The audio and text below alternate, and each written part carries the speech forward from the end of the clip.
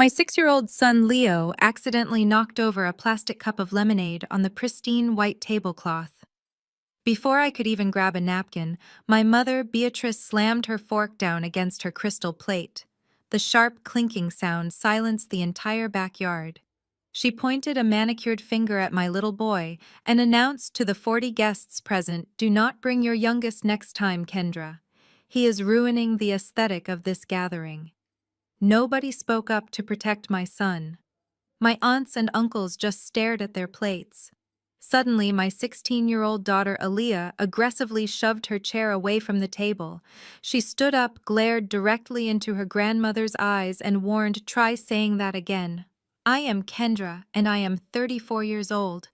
Before I tell you how I systematically dismantled my toxic family's fake empire on that very lawn, let me know where you are watching from in the comments below. Hit like and subscribe if you have ever had to stand up to relatives who treated your children like second-class citizens. The annual family picnic was supposed to be a celebration of our legacy. My mother hosted it every summer at her sprawling estate. It was an event designed purely for her to show off to the neighbors. She wore a tailored linen suit that probably cost more than my first car. When Aaliyah challenged her, my mother's face turned a blotchy shade of red.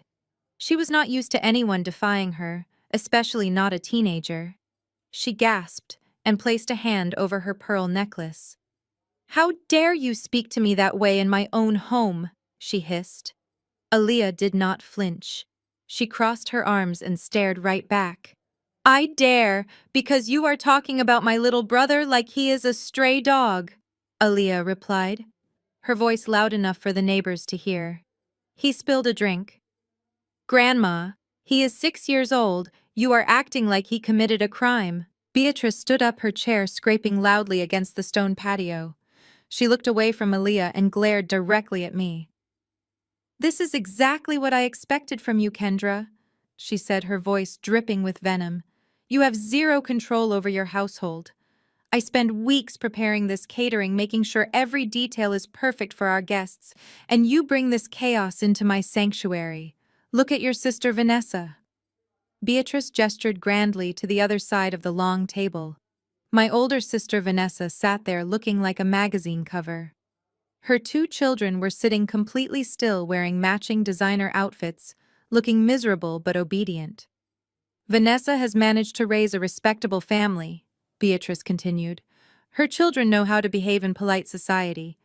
But yours are just wild, Kendra. They have no manners, no discipline, and no respect for the things I provide." I felt my jaw tighten, but I refused to give her the satisfaction of seeing me break. For my entire life, my mother had used these gatherings to remind me of my place. I was the disappointment.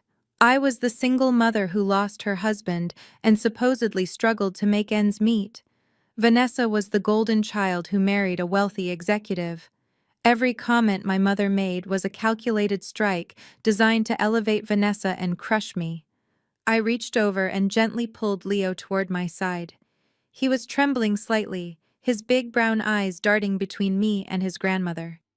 "It is just lemonade, Mother," I said, keeping my voice terrifyingly calm. "I will clean it up. There is no need to humiliate a child in front of the entire family." "Humiliate?" Beatrice scoffed, crossing her arms. "I am stating a fact, Kendra. The boy has issues. Everyone here knows it, but nobody wants to say it out loud because they feel sorry for you.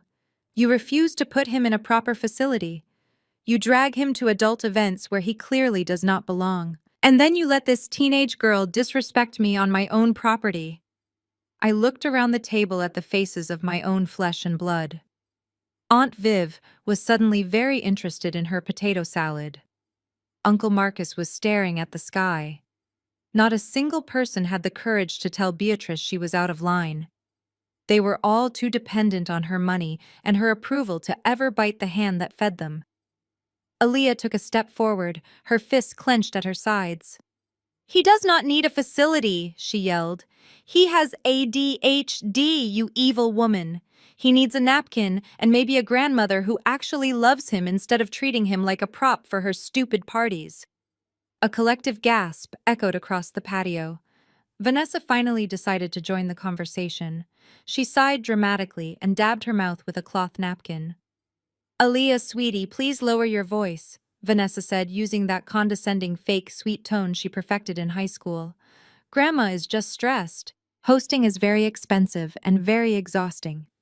We all know your mother cannot afford to chip in for the catering, so the least you could do is be grateful and sit quietly.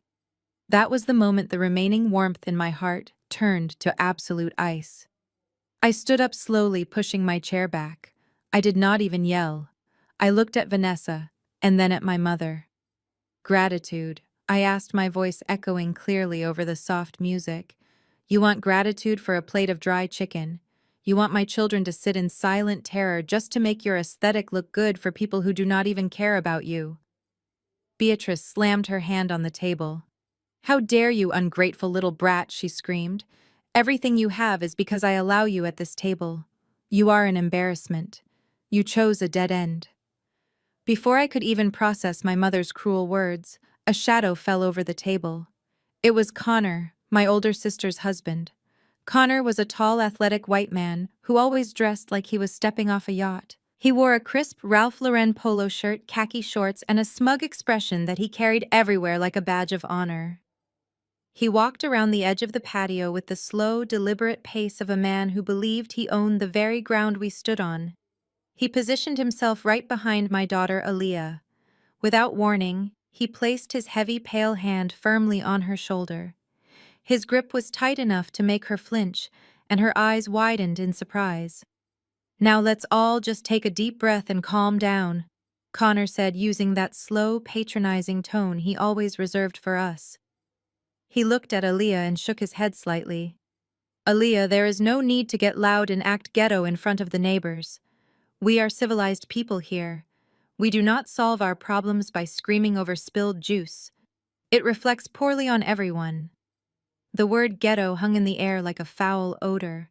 My vision literally went red. The absolute audacity of this man to come into my family, touch my teenage daughter, and use that racially coded language disguised as a polite correction made my blood boil. I did not hesitate. I closed the distance between us in 2 seconds flat. I raised my arm and violently swatted his hand off my daughter's shoulder. The sharp smack of my hand against his skin echoed sharply across the quiet patio. Do not ever touch my daughter, I commanded, my voice dropping an octave. And do not ever use that word to describe my child again. Connor's smug smile faltered for a brief second. He rubbed the back of his hand, feigning shock and victimhood. He took a theatrical step back, holding his hands up as if I were the aggressive one, attacking an innocent bystander. He looked at my mother, and then at the rest of the family, playing the role of the unjustly attacked peacemaker. Wow, Kendra. He chuckled nervously, looking around at the rest of the family to gather his audience. I am just trying to keep the peace here. You know I always try to look out for this family. There is no need for physical violence. But honestly, since we are putting everything on the table right now, your mother is absolutely right. You are letting your emotions ruin a beautiful afternoon that I helped pay for. He gestured grandly to the catered buffet, the elaborate floral arrangements, and the hired waitstaff, who were now awkwardly staring at the ground, wishing they were anywhere else. Do you know how much a spread like this costs in today's economy? Connor asked rhetorically, his voice dripping with arrogance. I do. Because my year-end bonus from the investment firm covered more than half of it. I work 70 hours a week on Wall Street, making sure Vanessa and this entire family can enjoy a lifestyle they could never achieve on their own. I elevated this family, Kendra. I took you all out of mediocrity. The least you could do is show some respect to the people who subsidize your very existence. I stared at him, letting his ridiculous savior complex wash over me. Connor truly believed he was the white knight who had swooped in to rescue my poor, struggling black family from ourselves. He loved playing the wealthy benefactor because it gave him an excuse to treat us like his personal charity cases. He believed his Wall Street money bought him the right to insult my children, command our obedience, and demand our constant submission at every family gathering. He was not finished yet. He looked down at Leo, who was now clinging tightly to my leg, burying his face in my skirt. And as for the boy, Connor continued, lowering his voice to sound almost clinical and concerned. Let us be realistic here for a minute. Leo is disruptive. He cannot function in normal high-class social settings without causing a scene. You are doing him a massive disservice by dragging him around pretending he is just like every other normal kid. I have some powerful connections at a highly rated residential facility upstate. They specialize in children with his severe behavioral deficits.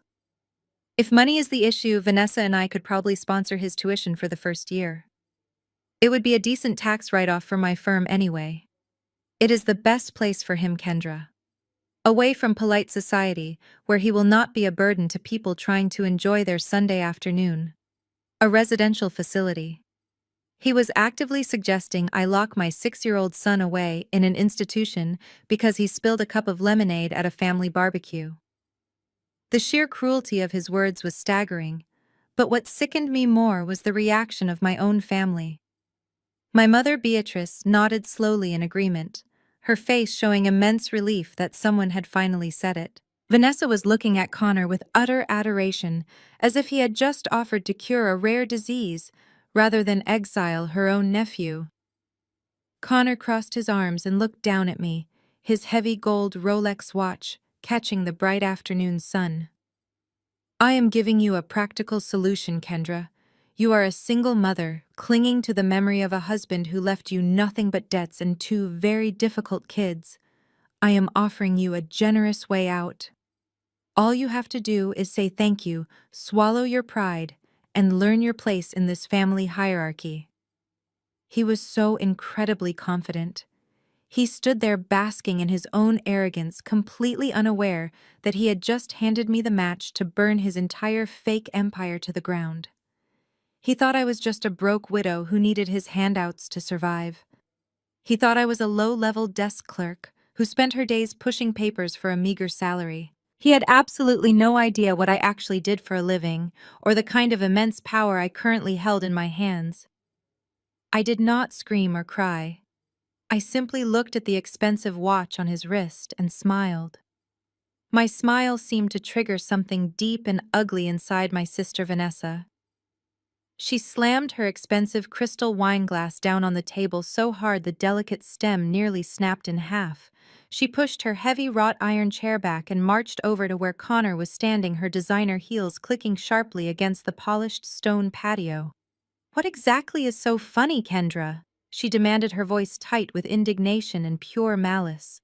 My husband just offered to pay for your son's rehabilitation out of the goodness of his incredibly generous heart, and you stand there smirking at him like you are somehow above us. You have always been exactly like this.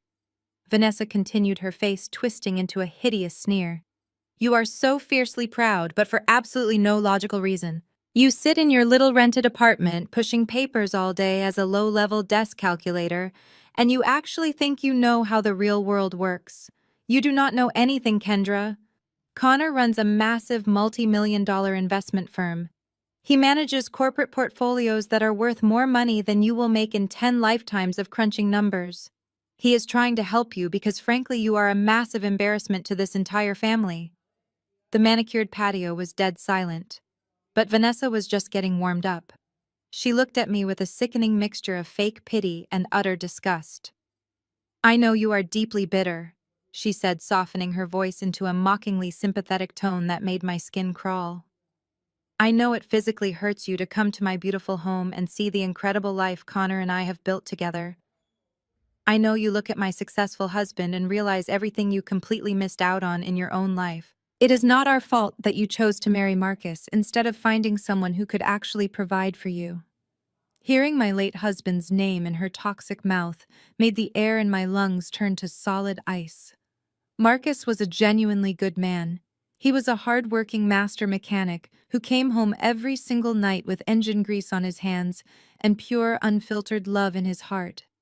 He treated me like an absolute queen, and he adored our 2 children more than anything in this world.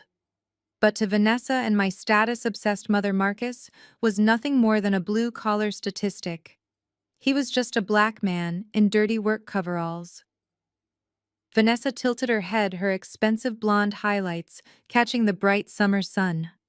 Marcus was a sweet guy, Kendra, she said. But let us be brutally honest here. He was just a grease monkey who left you a mountain of medical debt and a broken-down Honda Civic. He could not properly provide for you when he was alive, and he certainly left you with absolutely nothing when he unexpectedly died. Connor is offering you a golden lifeline today. He is offering to fix the massive mess your sad life has become. And instead of getting down on your knees and thanking him, you violently slap his hand away and act like some ungrateful ghetto stereotype. Aaliyah let out a furious sound, a terrifying mixture of a sharp gasp and a deep guttural growl, and tried to lunge forward to attack her aunt. I immediately shot my right arm out and blocked her path. I did not even look back at my teenage daughter. I just kept my eyes firmly locked on Vanessa, the beloved golden child. The woman who had spent her entire privileged life happily stepping on my neck just to make herself look slightly taller. She stood there radiating arrogant perfection. Aunt Viv murmured something in desperate agreement from the far end of the long dining table. Yes, Kendra, just listen to your sister Viv whispered loudly, her eyes darting nervously between us. They are only trying to help you and the boy out. Uncle Marcus nodded along, swirling his expensive bourbon in his glass. Pride goeth before the fall. Kendra, he chimed in, trying to sound wise. You should take the financial help. Do not let your massive ego ruin your poor kids' futures.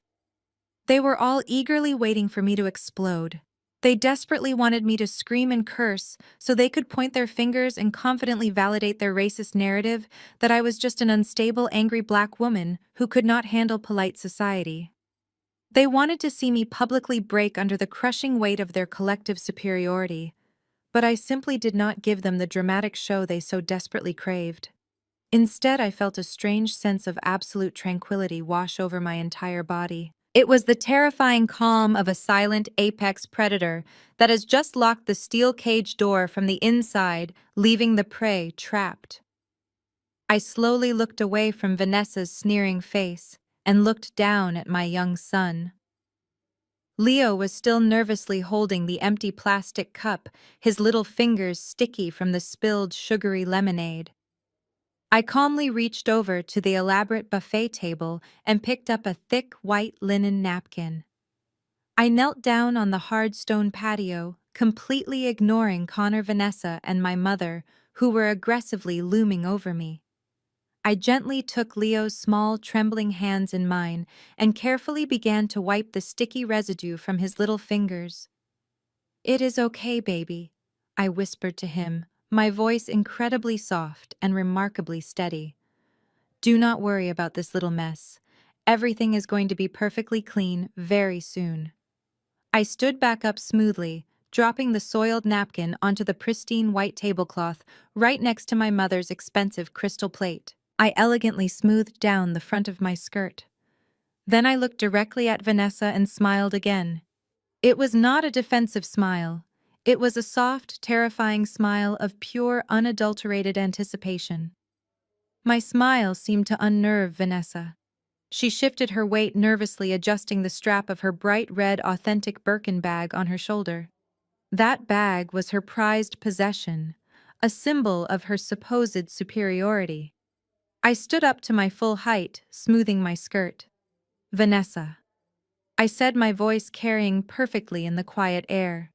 "You talk a lot about Connor's massive wealth and his multi-million-dollar portfolios. You love to remind everyone how he subsidizes this family. But if Connor is so incredibly rich, I have a very simple question for you. Why was his platinum corporate card declined at the Starbucks on Fifth Avenue 3 days ago when you tried to buy a $5 iced latte?" The color drained from Vanessa's face so fast she looked like she might faint. Her mouth fell open but no sound came out. She looked frantically at Connor, her eyes wide with panic. The perfectly manicured facade she had maintained for years cracked right down the middle. "How did you know about—" She started to ask before she caught herself realizing she was admitting it in front of the entire family. She snapped her mouth shut and took a step back, clutching her expensive bag against her chest, like a shield. Connor reacted exactly like a cornered animal. His face flushed a dark, angry red. "That is an absolute lie!" He bellowed, his voice booming across the patio. "You are completely delusional, Kendra." My card was not declined. The chip reader at the store was broken. It was a technical glitch with the bank network. "You are seriously standing here inventing pathetic lies about my finances just to distract everyone from your own miserable life." He pointed a shaking finger at me, trying to regain his position of power. "I have more money in my checking account than you will ever see in your lifetime, you jealous little rat." But the seed of doubt had already been firmly planted. The silence on the patio felt different now. It was no longer the silence of people watching a train wreck. It was the silence of people doing math in their heads. My relatives were suddenly exchanging very nervous glances.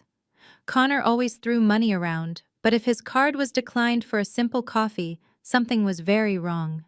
I did not back down. "A technical glitch," I repeated slowly, tasting the desperation in his words. "That is a fascinating excuse, Connor. Except the barista clearly told you the card was frozen due to suspicious activity, and then you had to pay with a $20 bill you found crumpled in the bottom of Vanessa's purse. You looked incredibly stressed for a man who claims to be a Wall Street titan." Before Connor could shout another excuse, my family intervened. But they did not intervene to question the man who might be lying to them. They intervened to protect their meal ticket. Aunt Viv marched forward, her face twisted in a scowl. "Stop this right now, Kendra," she ordered, pointing a finger in my face. "You have gone entirely too far this time. Making up lies about your brother-in-law just because you are angry is completely unacceptable. Connor has been nothing but generous to this family." Uncle Marcus quickly backed her up. He set his bourbon glass down heavily on the table. "Viv is right, Kendra. You are acting completely unhinged. Connor just paid for this entire catered barbecue. Do you have any idea how much those imported steaks cost? He spends his hard-earned money to bring this family together, and you stand there hurling ridiculous accusations at him. You are deeply ungrateful." My mother, Beatrice, crossed her arms and glared at me. "You are ruining everything as usual," she hissed. "You cannot stand to see anyone else happy. You owe Connor and Vanessa a massive apology right this second. If you do not apologize to him right now, you can take your children and leave my property immediately. I will not tolerate this kind of blatant disrespect towards the people who actually support this family." I looked at the three of them. My aunt, my uncle, and my mother. They were all completely blinded by their greed and their unwavering devotion to the image of wealth Connor projected. They wanted an apology. They wanted me to bow my head and grovel to a man who was nothing more than an empty suit. Aaliyah grabbed my hand, squeezing it tightly. She was furious, but she stayed quiet, waiting for my lead. I squeezed her hand back, letting her know everything was entirely under control. I turned my attention back to my aunt and uncle. "You are defending him because you think he is your personal ATM. You think his wealth is real." I shook my head slowly, feeling a deep sense of pity for their willful ignorance. "You are all so desperate to be adjacent to wealth that you refuse to see what is right in front of your faces. You are defending a man who is actively crumbling under the weight of his own massive lies. But you have no idea what is actually happening behind the closed doors of his fancy investment firm." Uncle Marcus scoffed loudly. "And I suppose you do?" he mocked, shaking his head. "You are a low-level desk worker, Kendra. What could you possibly know about corporate finance or investment portfolios? You should stick to your little spreadsheets and let the real adults handle the big business." I took a deep breath, letting the cool summer breeze wash over me. They had firmly aligned themselves with the wealthy white knight and completely dismissed the black woman they had always underestimated. It was exactly what I needed them to do, because the higher they placed Connor on his pedestal, the harder the impending fall was going to be, and I was about to kick the pedestal completely out from under him.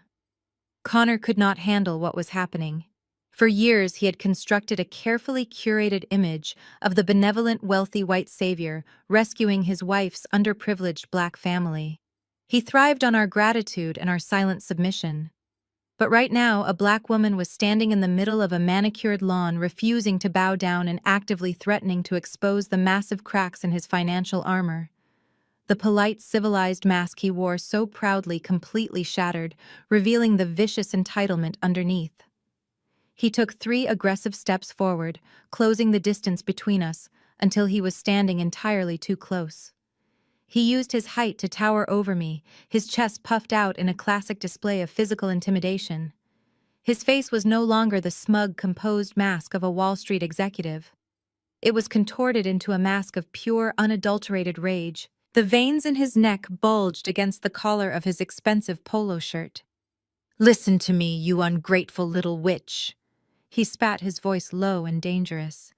"You think you can march in here with your bad attitude and your wild children and disrespect me? You think you can stand there and invent lies about my bank accounts? I own you, Kendra. I own this entire family. Everything nice your mother has is because I allow it. Everything Vanessa wears is because I pay for it." I did not flinch. I did not step back. I looked him dead in his angry eyes, holding my ground with the unwavering strength of a mother protecting her young. "You do not own anything, Connor," I replied, my voice completely steady. "You are just a loud man playing pretend in a borrowed backyard." That statement pushed him right over the edge. He completely lost whatever shred of self-control he had left.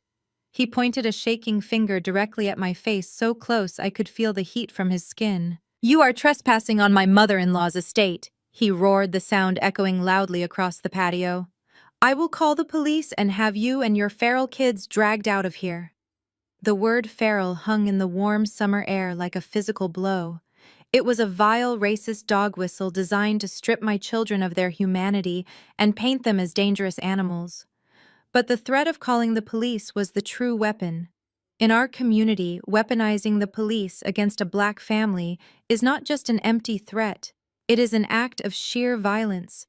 It is a highly triggering escalation that carries the very real weight of potential tragedy. Connor knew exactly what he was doing. He was using his white privilege as a loaded gun, aiming it directly at my family to force me back into my place. A collective gasp rippled through the gathered relatives. Even Vanessa looked momentarily stunned by the sheer brutality of his words. The threat was so severe, so steeped in real-world danger, that it should have snapped my family out of their trance.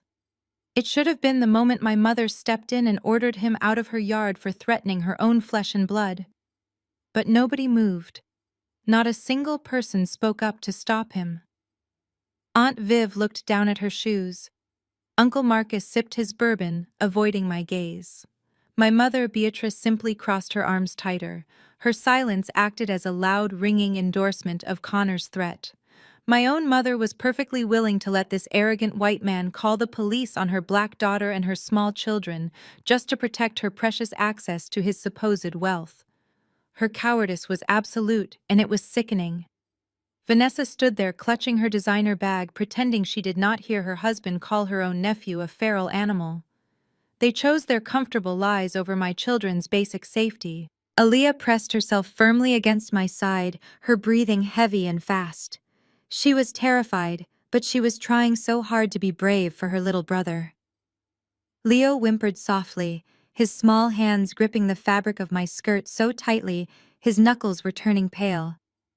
He did not fully understand the complex racial dynamics or the historical weight of the police threat, but he understood that the loud, angry man was trying to hurt his mother and his older sister. Connor saw the fear in my children's eyes, and he smiled. It was a cold, triumphant smile. He thought he had won. He reached into the pocket of his tailored khaki shorts and pulled out his sleek silver smartphone. He held it up, gripping it tightly like a symbol of his supreme authority. "I am not joking, Kendra," he warned, tapping the screen with his thumb. "I am dialing right now.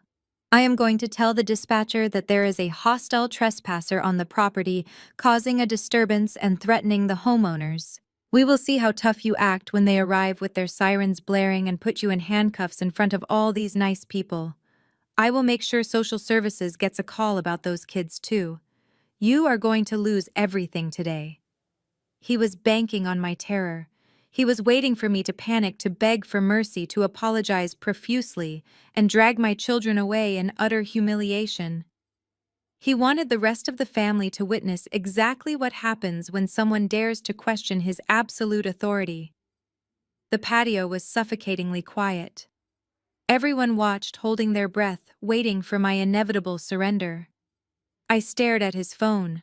I looked at the smug satisfaction practically oozing from his pores.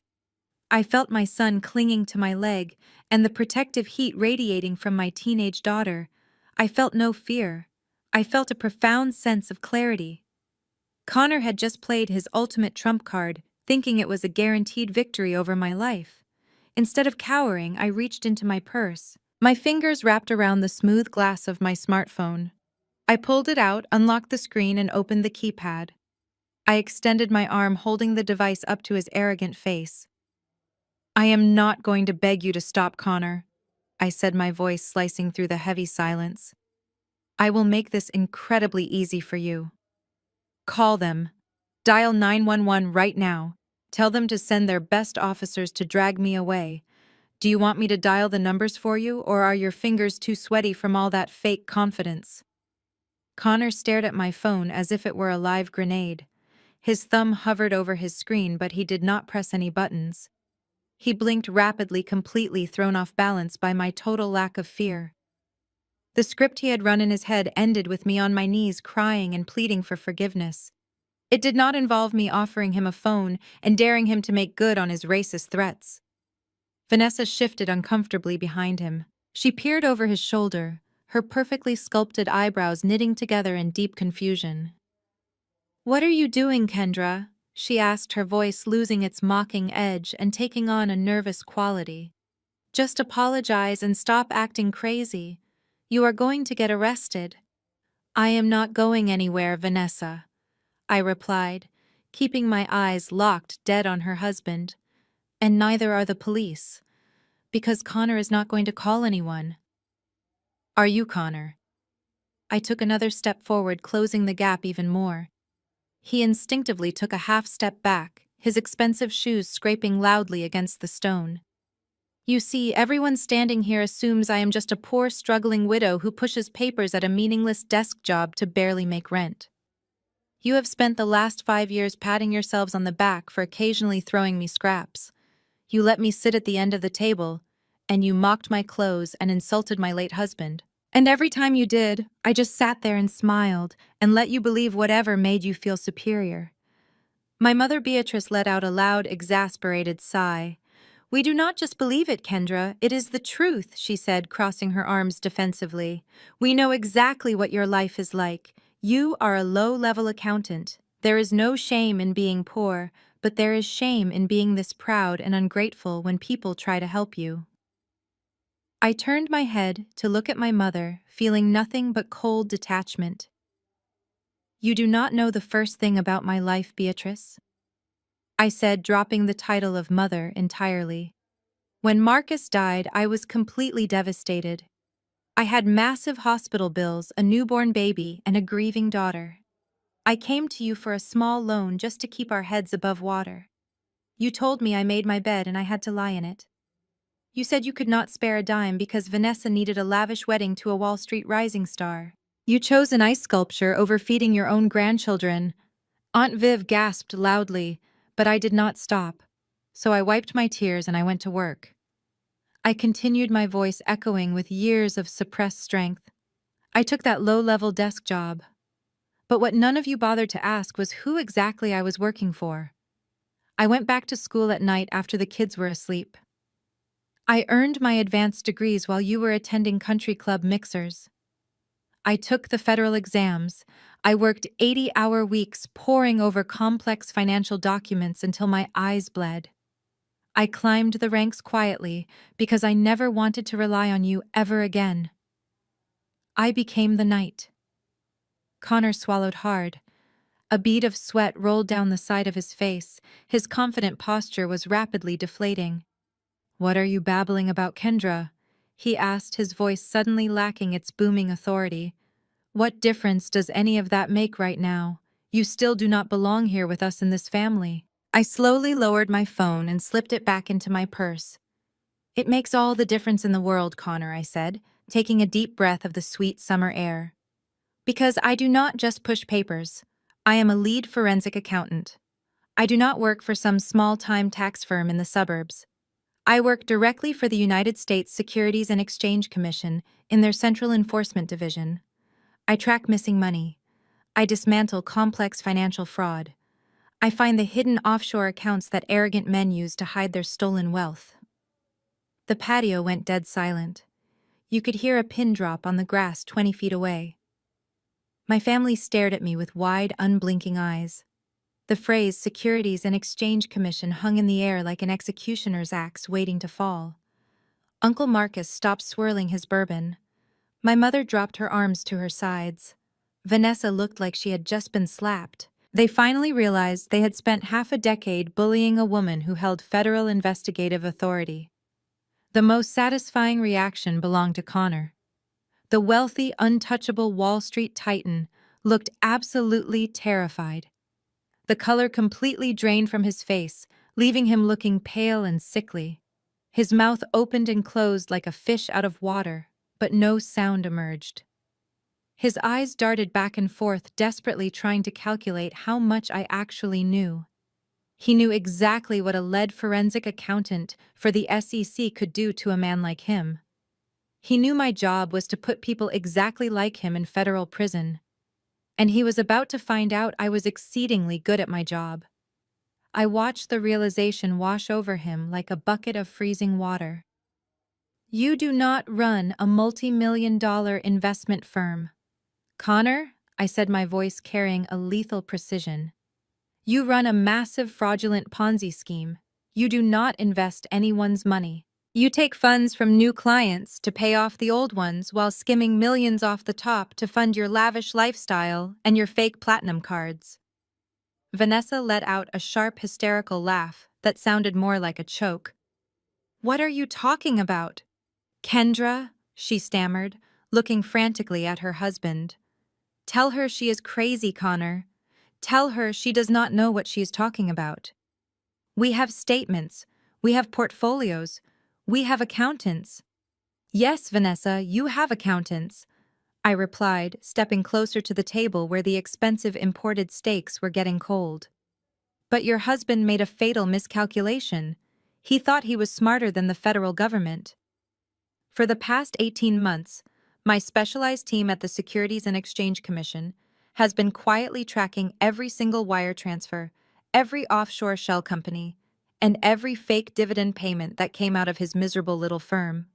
We followed the money, Connor. We followed it through the Cayman Islands, through the fake real estate holdings in Delaware, and right back to your personal checking accounts."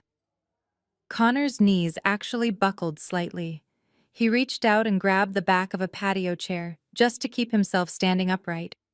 The arrogant white knight who had threatened to call the police on my children just moments ago was now physically shaking in his expensive leather loafers. He opened his mouth to deny it, to scream another insult, but his throat was completely dry. "You thought your card was declined at Starbucks because of a technical glitch?" I asked, tilting my head and smiling that cold, terrifying smile once again. "There was no glitch, Connor.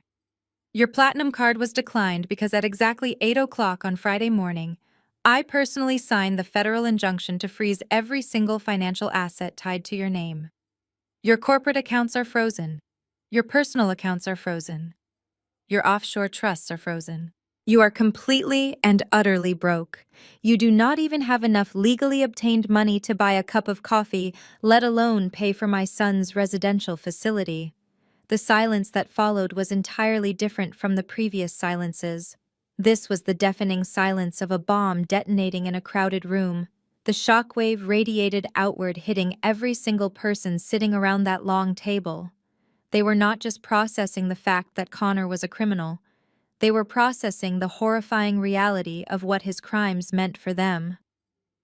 I turned my attention to the elaborate buffet table filled with gourmet dishes, expensive champagne, and crystal glassware. I picked up a silver serving spoon and casually stirred the expensive potato salad. My Uncle Marcus was right about one thing, I announced, looking around at the terrified faces of my family. Connor did pay for this entire catered barbecue. He paid for those imported steaks. He paid for this beautiful aesthetic that my mother values so much. But he did not pay for it with his hard-earned Wall Street bonus. I dropped the silver spoon back into the bowl with a loud clatter. He paid for it with stolen money, I declared, my voice ringing with absolute authority. He paid for it using the retirement funds of elderly teachers and the life savings of hard-working blue-collar mechanics like my late husband. Every bite of food you are putting into your mouths today was purchased with stolen funds. This entire party is a crime scene funded by a man who robs the innocent to pretend he is royalty. Aunt Viv dropped her plate. The delicate china shattered against the stone patio, sending pieces of imported steak and organic vegetables scattering across the ground. Her hands flew up to cover her mouth, and a low, mournful wail escaped her lips. Uncle Marcus dropped his glass of bourbon, the amber liquid pooling around his feet like a dark stain. Vanessa was hyperventilating now. She grabbed Connor's arm, digging her perfectly manicured nails into his skin. "Tell me she is lying, Connor," she screamed, her voice cracking with pure terror. "Tell me you did not steal our money. Tell me my house is safe. Tell me my cars are safe. We just bought that vacation home in Aspen, Connor. Tell me this is just a misunderstanding." Connor could not even look at his wife. He stared blankly at the grass, completely paralyzed by the sudden absolute destruction of his carefully constructed life. He was a fraud, a thief and a coward, and everyone finally saw him for exactly what he was. My mother, Beatrice, looked like she was going to have a heart attack.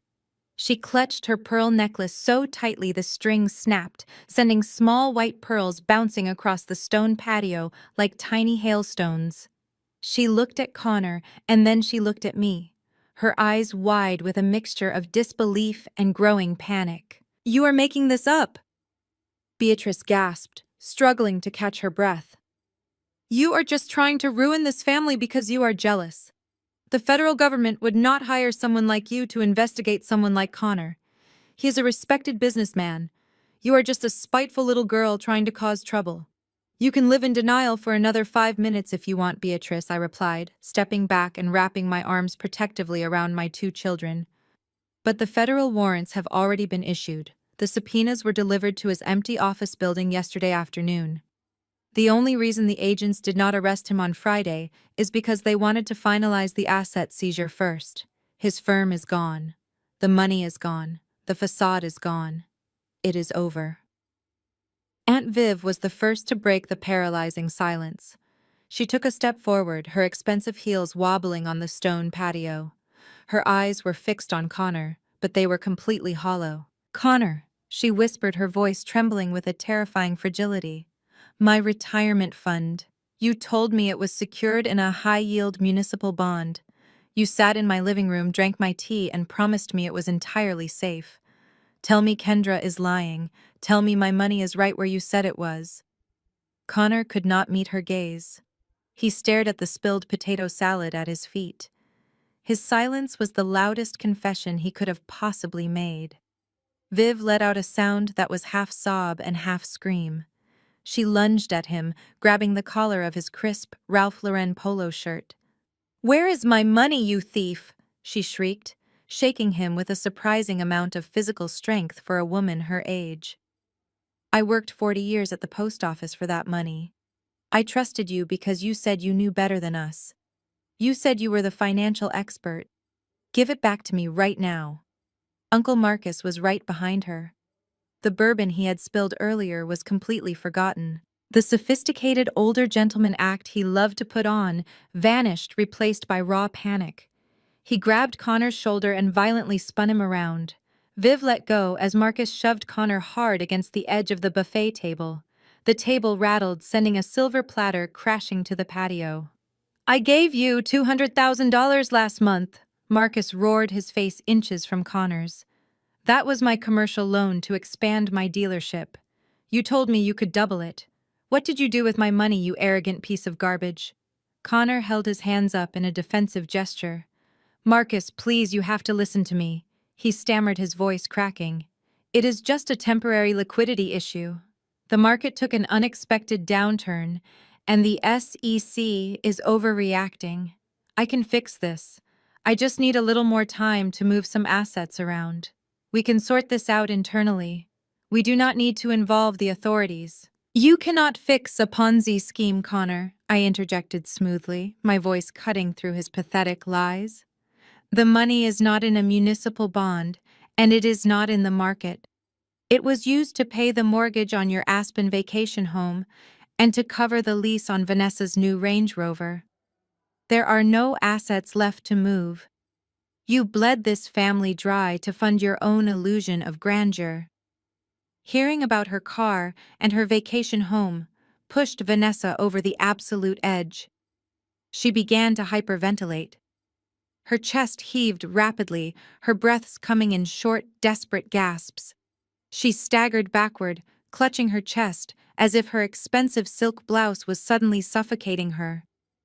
No, no, no, she chanted, shaking her head violently. You promised me, Connor. You promised me we were wealthy. You said we were set for life. You told me my family was just ignorant about high-level finance.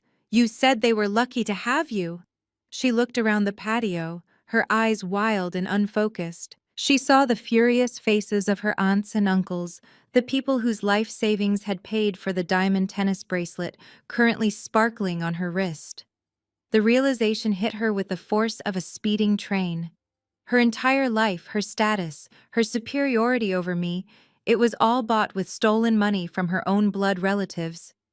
She dropped her authentic Birkin bag on the ground, and it landed in a puddle of spilled champagne. Vanessa grabbed her husband's arm again, pulling at him frantically. Tell them you did not do this, she begged, her voice high-pitched and hysterical. Tell them you are a legitimate broker. Show them the portfolio statements. Call your lawyers, Connor. Do something. Fix this right now, or I swear to God I will leave you.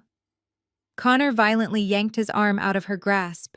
His previous facade of the loving, generous husband completely evaporated. Shut up, Vanessa. He snapped, his face twisted in a vicious sneer.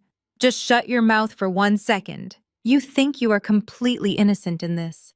You loved spending the money. You never once asked how I managed to pull in 20% returns year after year.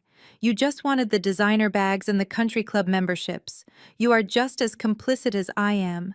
You enjoyed looking down on your sister just as much as I did. Vanessa gasped, stepping back as if he had physically struck her. She covered her mouth with both hands, tears finally streaming down her perfectly contoured face, ruining her expensive makeup. She was completely broken. The patio descended into absolute chaos. The relatives who had spent the entire afternoon kissing Connor's ring were now actively trying to tear him apart. Cousins who had handed over their college savings were screaming obscenities. Aunts who had mortgaged their homes on his advice were weeping openly on the grass.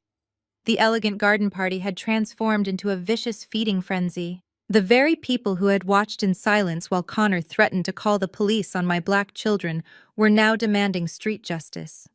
They surrounded him, grabbing his clothes, demanding their stolen money.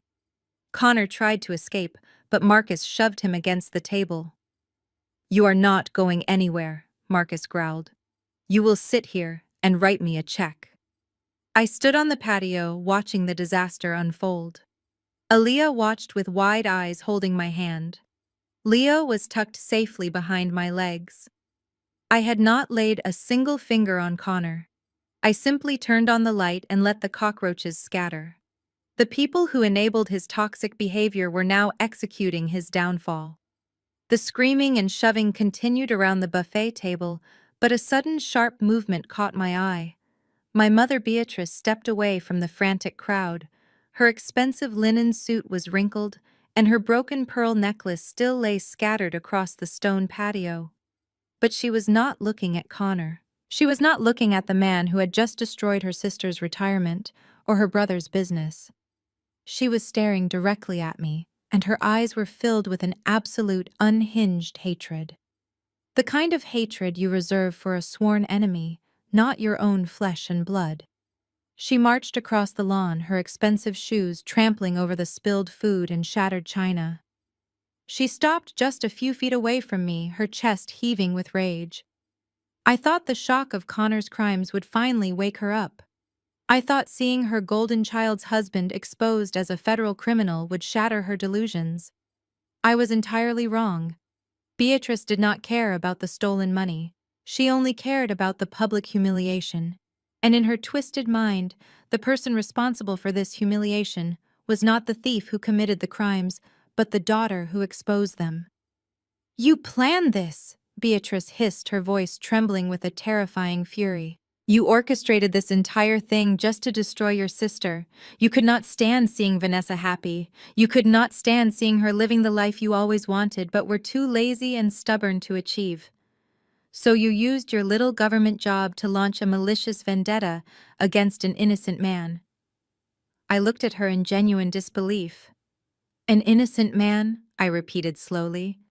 "Beatrice, he just confessed to stealing hundreds of thousands of dollars from your own brother and sister. He stole from this family. He lied to you for years. Are you honestly standing here blaming me for his federal crimes?" "He made a mistake," Beatrice yelled, waving her hands frantically in the air. "Businessmen make mistakes, Kendra. The market fluctuates. People borrow money to cover their losses. It is complicated high-level finance that you simply do not understand. If you had just kept your mouth shut and stayed out of his business, he could have fixed it. He could have paid everyone back quietly without causing a scene. But you had to bring your jealousy into my home and ruin the family name on purpose out of pure spite." Her logic was so fundamentally broken I almost laughed. She was desperately clinging to the sinking ship because admitting she was wrong meant admitting her entire value system was a lie. She would rather protect a white-collar criminal who treated us like garbage than acknowledge the success and integrity of her own black daughter. "You did not just ruin his firm, Kendra." She continued, taking another step closer until I could smell the expensive perfume masking her nervous sweat. "You ruined this family. You ruined Vanessa's marriage. What are the neighbors going to say when they hear about this? What are my friends at the country club going to think? You dragged our sterling reputation through the mud just to satisfy your own bitter ego. You have always been a dark cloud hanging over this family. You have always been the difficult one, the ungrateful one, the child who never fit in." Aaliyah squeezed my hand, her teenage body rigid with anger. She wanted to yell at her grandmother again, but I gently rubbed her thumb, keeping her calm. This was not Aaliyah's battle anymore. This was the final severing of a bond that had been rotting for decades. "I am not a dark cloud, Beatrice," I said, my voice steady and completely void of any affection. "I am the only person standing on this patio who is not living a lie. I built my life with my own two hands. I protect my children. I work a hard, honest job. I did not force Connor to steal. I simply held him accountable. If holding a thief accountable ruins your family name, then your name was completely worthless to begin with." That statement was the final nail in the coffin. Beatrice drew herself up to her full height, her face a mask of absolute disgust. She looked at me, at Aaliyah, and at young Leo, who was still hiding behind my legs. She looked at us as if we were a disease she needed to eradicate from her pristine property. "You are no longer my daughter," she declared, her voice carrying over the shouts of Uncle Marcus and Aunt Viv. The words hung in the air, heavy and final. "Do you hear me, Kendra? You are dead to me. You are officially disowned. I will not have a jealous, vindictive snake in my family. I will not allow you to stand on my grass and look down on us. You have brought nothing but shame to my doorstep since the day you married that worthless mechanic, and you have finally succeeded in destroying everything I built." She raised her hand and pointed a trembling finger toward the massive wrought iron gates at the end of the long driveway. "Get off my property!" she screamed, her voice cracking under the intense strain. "Take your wild children and get off my property right now. You are trespassing. I never want to see your face again. I never want to hear your voice again. Leave my home and do not ever come back." The few relatives who had stopped yelling at Connor turned to watch the spectacle. They witnessed a mother completely discarding her own child to protect the illusion of wealth. It was the ultimate betrayal. It was the absolute lowest point a parent could reach. But as I stood there listening to her banish me from her life, I did not feel an ounce of sadness. I did not feel the crushing weight of rejection that she so desperately wanted me to feel. I felt entirely liberated. Because Beatrice had just played exactly into my hands, she had invoked the sacred boundaries of her precious property. She had used her ownership of this sprawling estate as her final weapon against me. And she had absolutely no idea what was waiting for her in the trunk of my car. I did not move an inch when she pointed toward the gates. I simply turned my head slightly and looked at my 16-year-old daughter. Aaliyah knew exactly what to do. Without saying a single word to her grandmother, Aaliyah turned around and walked calmly down the long stone pathway that led to the paved driveway. The entire patio watched her in bewildered silence. Beatrice kept her trembling finger pointed toward the exit, expecting me to gather my frightened son and follow my daughter in utter defeat. But I stayed firmly planted on the grass, right next to the ruined buffet table, holding Leo's hand. The only sounds left in the backyard were the distant chirping of summer birds and the heavy, frantic breathing of my sister Vanessa. Everyone watched Aaliyah reach my modest, dark gray sedan parked near the edge of the manicured lawn. She opened the trunk and reached inside. When she turned back around, she was carrying a large, heavy black leather briefcase. It looked entirely out of place at a sunny, backyard barbecue. It was the kind of briefcase you bring to a federal courtroom, not a family picnic. Aaliyah walked back up the stone pathway with the same deliberate, terrifying calm that I felt. She carried the heavy leather case with both hands, her chin held high, completely unbothered by the stares of her furious relatives. Beatrice slowly lowered her arm, her expression shifting from absolute rage to deep confusion. "What is that?" She snapped, her voice lacking its previous booming authority. "What game are you playing now, Kendra? I told you to get off my property." I ignored her. Aaliyah reached my side and handed the briefcase to me. I took it, feeling the familiar, reassuring weight of the leather and the brass hinges. I turned toward the long dining table. It was an absolute disaster zone of spilled potato salad, shattered crystal glasses, and half-eaten expensive steaks. I reached out and violently swept a large floral centerpiece off the table. The heavy glass vase shattered against the stone patio, joining the ruins of Aunt Viv's plate. Vanessa shrieked and jumped back, grabbing Connor's arm again. "Have you completely lost your mind?" Vanessa yelled. "You are destroying my mother's patio." I placed the heavy black briefcase right in the center of the cleared space on the white linen tablecloth. The brass latches gleamed in the afternoon sun. I rested my hands flat on top of the smooth leather. "I am not playing any games, Beatrice," I said, looking directly at my mother. "You just stood there and loudly declared that I was trespassing on your property. You made a very grand spectacle of throwing me out of your home to protect a criminal. You were so incredibly proud to use this massive estate as a weapon to remind me that I am nothing compared to you and your wealthy son-in-law." I popped the left brass latch. It opened with a sharp metallic snap that echoed loudly across the quiet patio. I popped the right latch. It made the exact same crisp sound. Uncle Marcus stopped trying to interrogate Connor and turned his full attention to the briefcase. Aunt Viv wiped her tear-stained face and took a hesitant step closer. Even Connor, who was still drowning in his own impending federal prison sentence, looked up with wide, panicked eyes. He knew exactly what kind of damage a federal accountant kept in a secure leather briefcase. I slowly lifted the lid. Inside, resting on the dark velvet lining, was a thick stack of official legal documents. They were printed on heavy, watermarked paper and bound together with thick metal clips. I reached inside and pulled the entire stack out, placing it gently on the ruined tablecloth for everyone to see. Beatrice scoffed, crossing her arms again defensively. "What is that?" she demanded. "Are you trying to show us your little federal spreadsheets?" Do you think bringing office paperwork to my house is going to magically change the fact that you are no longer welcome here? I do not care what kind of fancy job you secretly have, Kendra. This is my house and I want you gone,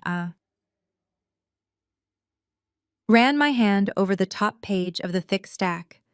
It was not a spreadsheet. It was a certified bank document, and stamped across the top right corner in massive bold red ink was a very specific legal word. The red ink was so bright it practically glowed against the crisp white paper. It was a word that destroyed families, ruined credit scores, and dismantled entire legacies. I am not here to show you my spreadsheets, Beatrice, I replied, my voice completely devoid of any emotion. I am here to do my job.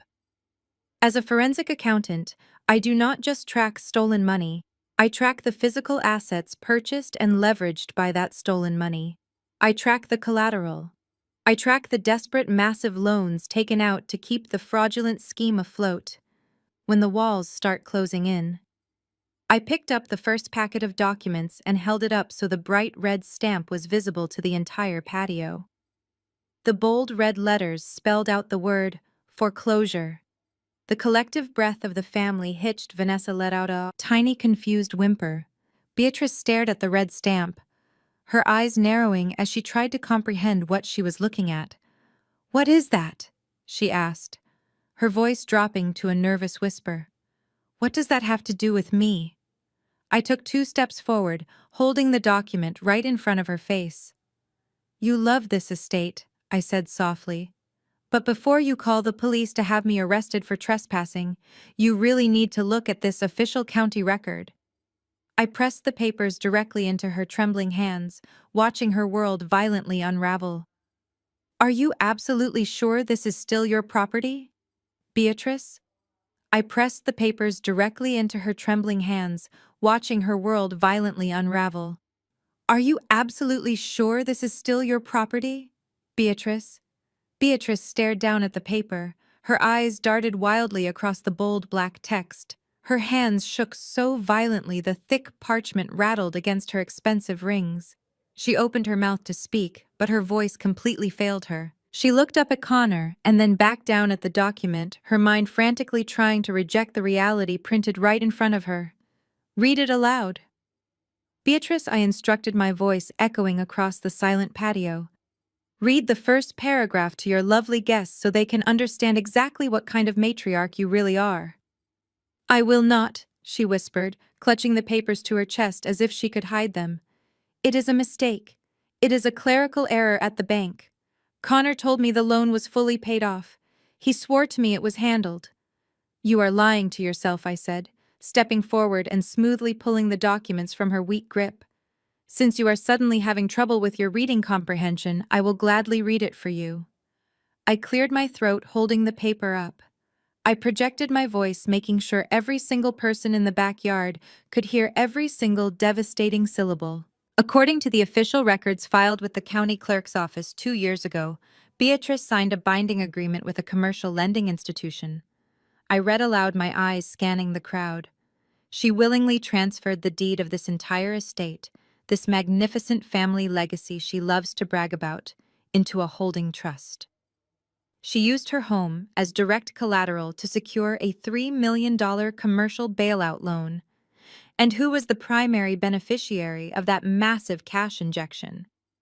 I lowered the paper and pointed directly at the sweating Wall Street executive. Connor. A collective gasp rippled through the gathered relatives. Aunt Viv grabbed the edge of the table, her mouth hanging wide open. Uncle Marcus looked like he had been physically struck. They all revered this house. It was the absolute crown jewel of the family, the symbol of our supposed elite status. And Beatrice had secretly gambled it away on her golden son-in-law. "Connor came to you 2 years ago begging for a bridge loan." I continued, piecing the timeline together for the shocked audience.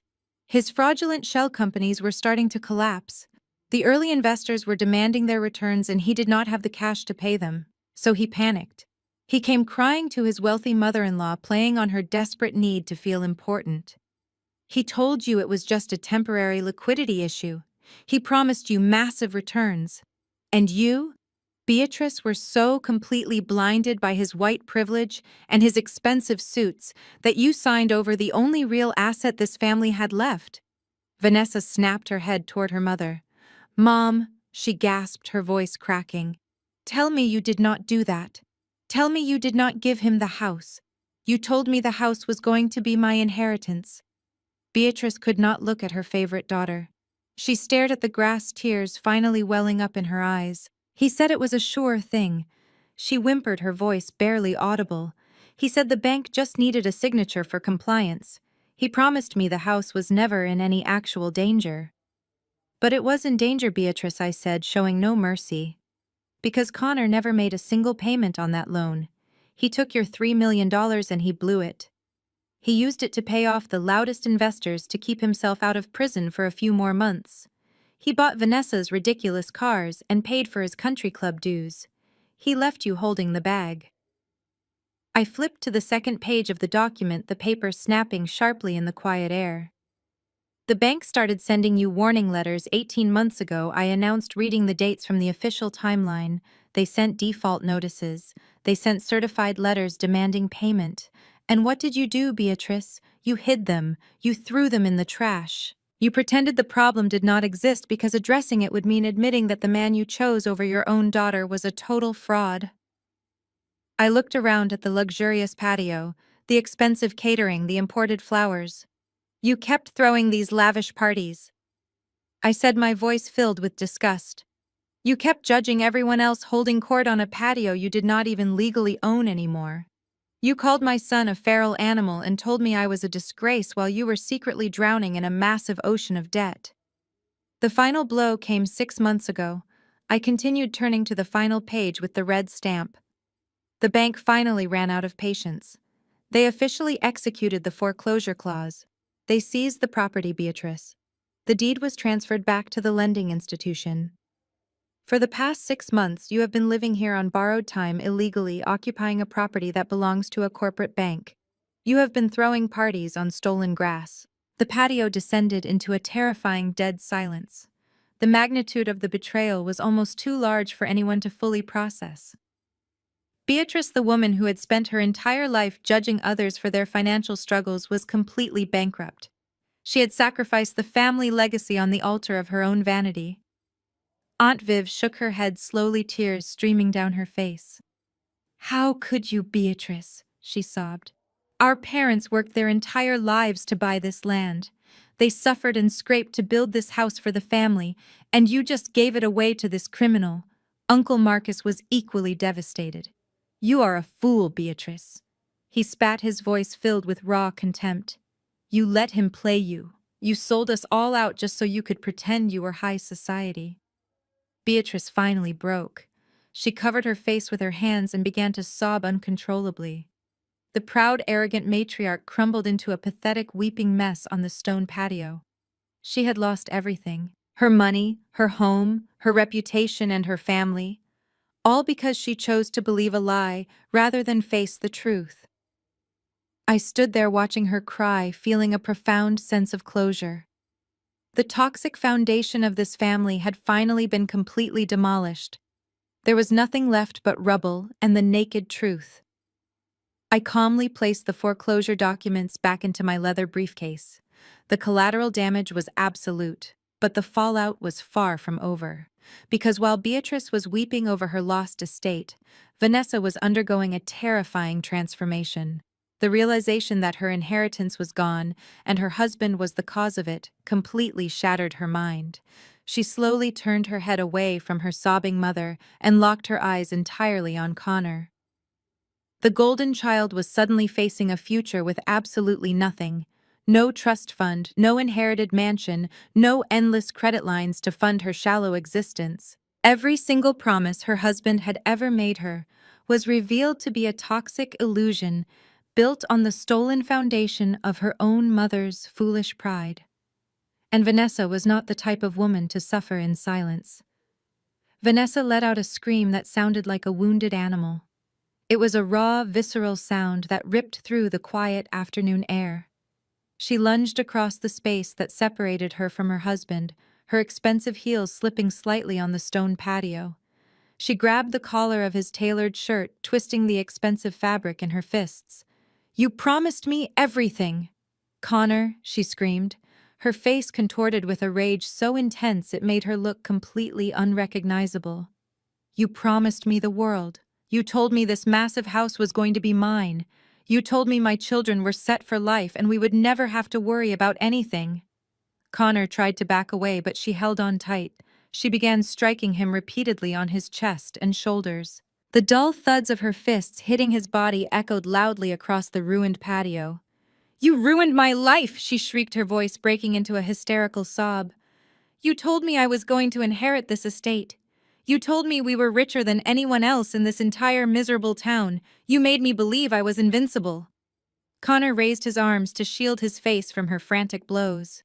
"Stop it, Vanessa," he hissed, glancing nervously around at the relatives who were watching them with horrified fascination. "Stop making a scene. We can still fix this. We just need to hire the right lawyers and make a few strategic phone calls." "There are no lawyers," she screamed, hitting him even harder. "There is no money left to hire anyone. You gave my mother's house to the bank. You stole from our own family to pay for your stupid mistakes. What am I supposed to tell my friends?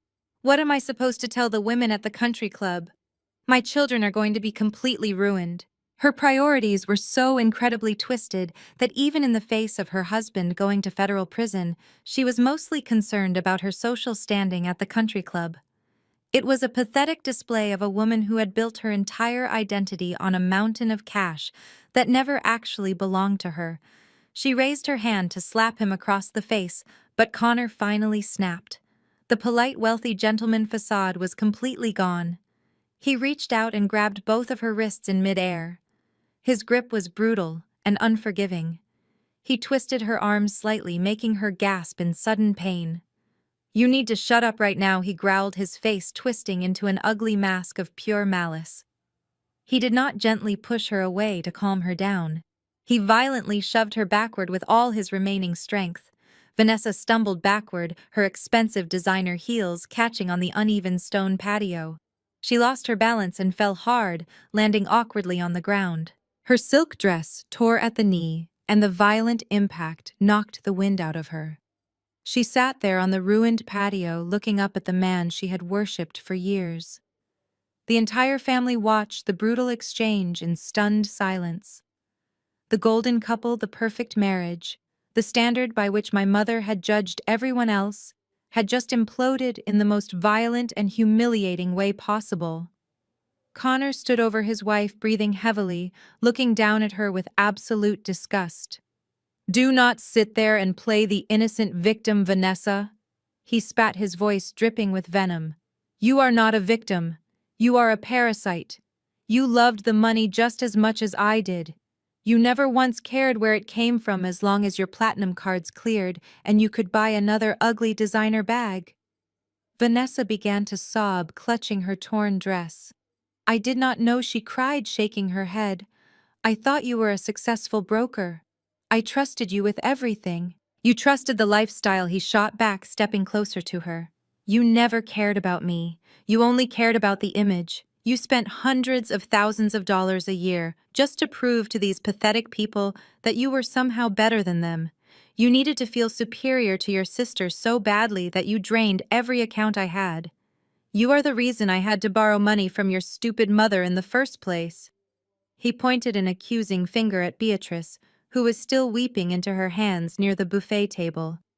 "I took that massive loan to cover your ridiculous spending habits, Vanessa," he yelled. "Your mother handed over the deed to her house because she was just as desperate to maintain the illusion of wealth as you were. You two deserve each other. You are both completely empty inside." Aunt Viv and Uncle Marcus watched the destruction of their beloved golden child with wide, horrified eyes. They had spent years telling me I should be more like Vanessa. They had praised her marriage and her lifestyle while constantly insulting my late husband and my career choices. Now they were watching their idol sitting on the ground crying in a torn dress, while her criminal husband publicly humiliated her. It was a staggering display of poetic justice. The entire perfect family image was permanently shattered. There was no coming back from this absolute disaster. Vanessa looked around at her aunts and uncles, desperately seeking an ally. She wanted someone to defend her, to tell Connor he was wrong, to help her up from the ground. But nobody moved an inch. They were all too focused on their own lost life savings. They looked at Vanessa not with sympathy, but with growing resentment. She was the reason Connor had stolen their money. Her lavish lifestyle was funded directly by their stolen retirement accounts. Uncle Marcus took a heavy step toward her, his face hard and completely unforgiving. "You wore my business loan on your wrist." "Vanessa," he growled. Uncle Marcus stood over Vanessa, his voice thick with rage, but before he could say another word, a high-pitched wailing sound drifted through the warm summer air. Everyone on the patio froze. The sound was faint at first, coming from the main road at the bottom of the hill, but it was growing louder and more distinct with every passing second. It was the unmistakable sound of approaching police sirens. Not just one siren, but several overlapping and echoing through the wealthy suburban neighborhood. Vanessa scrambled backward on the stone patio, her eyes wide with fresh terror. She looked at her husband, expecting him to run. But Connor did not run. Instead, a slow, deeply unsettling smile spread across his face. The smile grew into a chuckle and then escalated into a full-blown manic laugh. He threw his head back and laughed loudly, his voice echoing across the manicured lawn. The sound was completely unhinged. It was the laugh of a desperate man who truly believed he had just found a miraculous escape hatch. Connor wiped a tear of mirth from his eye and looked directly at me. His chest puffed out, returning to that familiar, arrogant posture he had displayed before I opened my briefcase. "You really thought you had me cornered, Kendra?" he said, his voice dripping with renewed toxic confidence. "You thought you could march onto this property, throw your little federal documents around, and completely destroy my life. But you forgot one very important detail. You forgot exactly who you are dealing with and where you are standing." He reached into his pocket and pulled out his sleek smartphone, waving it in the air like a trophy. "I told you I was going to call the police on you, Kendra," he gloated, stepping away from his sobbing wife. "You thought I was bluffing. You thought you called my bluff with your little SEC speech. But while you were busy giving your dramatic monologue about forensic accounting, I silently pressed the emergency panic button on my home security app. I alerted the local police department that there is a violent intruder trespassing on the estate, threatening the homeowners and causing a massive domestic disturbance. The sirens were much louder now, turning off the main road and heading directly toward the private gated entrance of the neighborhood. Aunt Viv gasped and grabbed Uncle Marcus by the arm. "The police," she whispered, her voice trembling with panic. "We cannot have the police here, Connor. We need to handle this family business privately. We need to get our money back. If they arrest you, we will never see a dime." Connor ignored her completely. His eyes were locked entirely on me, his expression filled with a sickening, triumphant glee. "They are not coming to arrest me, Viv," he sneered. "They are coming to arrest Kendra. Do you understand how the real world works, Kendra? I play golf with the chief of police. I donate heavily to the Police Benevolent Association every single year. When those officers pull up to these iron gates, they are not going to see a federal investigator. They are going to see a hostile, angry black woman trespassing on a wealthy estate, refusing to leave and terrorizing my family." He paced back and forth on the patio, waving his hands as he laid out his twisted, delusional master plan. "Once you are in handcuffs sitting in the back of a squad car, your credibility is entirely shot," Connor explained, his eyes wide and manic.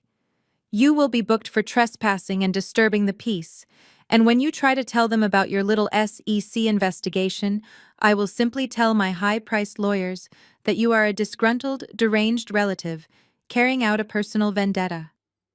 I will bury you in civil lawsuits for defamation. I will spin this entire afternoon into a story of a jealous sister trying to extort money from my successful firm. By the time you get out of a holding cell, I will have already moved my remaining assets and completely cleared my name." His reliance on his white privilege was absolute. He truly believed that his skin color, his expensive polo shirt, and his zip code acted as an impenetrable magic shield against any consequences. He was banking on the systemic bias of the local police to instantly side with him against me. He was weaponizing the very real racial dynamics of our society to save himself from federal prison. He looked at my teenage daughter, Aaliyah, and my young son, Leo, who was clutching my leg. And I will make sure Child Protective Services takes a very close look at your living situation. Connor added, his voice dropping to a cruel whisper. Because clearly a mother who gets violently arrested at a family barbecue is completely unfit to raise children. Beatrice, who had been weeping silently, suddenly looked up. A tiny flicker of hope crossed her tear-stained face. She desperately wanted Connor's delusional plan to work because if he won, she could somehow salvage her reputation. She wiped her eyes and stood up shakily. "Yes," she stammered, nodding her head. "Yes, the police will remove her. This is still my house until the bank officially changes the locks. I am the homeowner and I want her removed." It was completely sickening. My mother and my brother-in-law were actively conspiring to have me violently arrested and my children taken away just to protect a massive financial fraud. The sirens were deafening, now echoing right outside the tall stone walls that surrounded the property.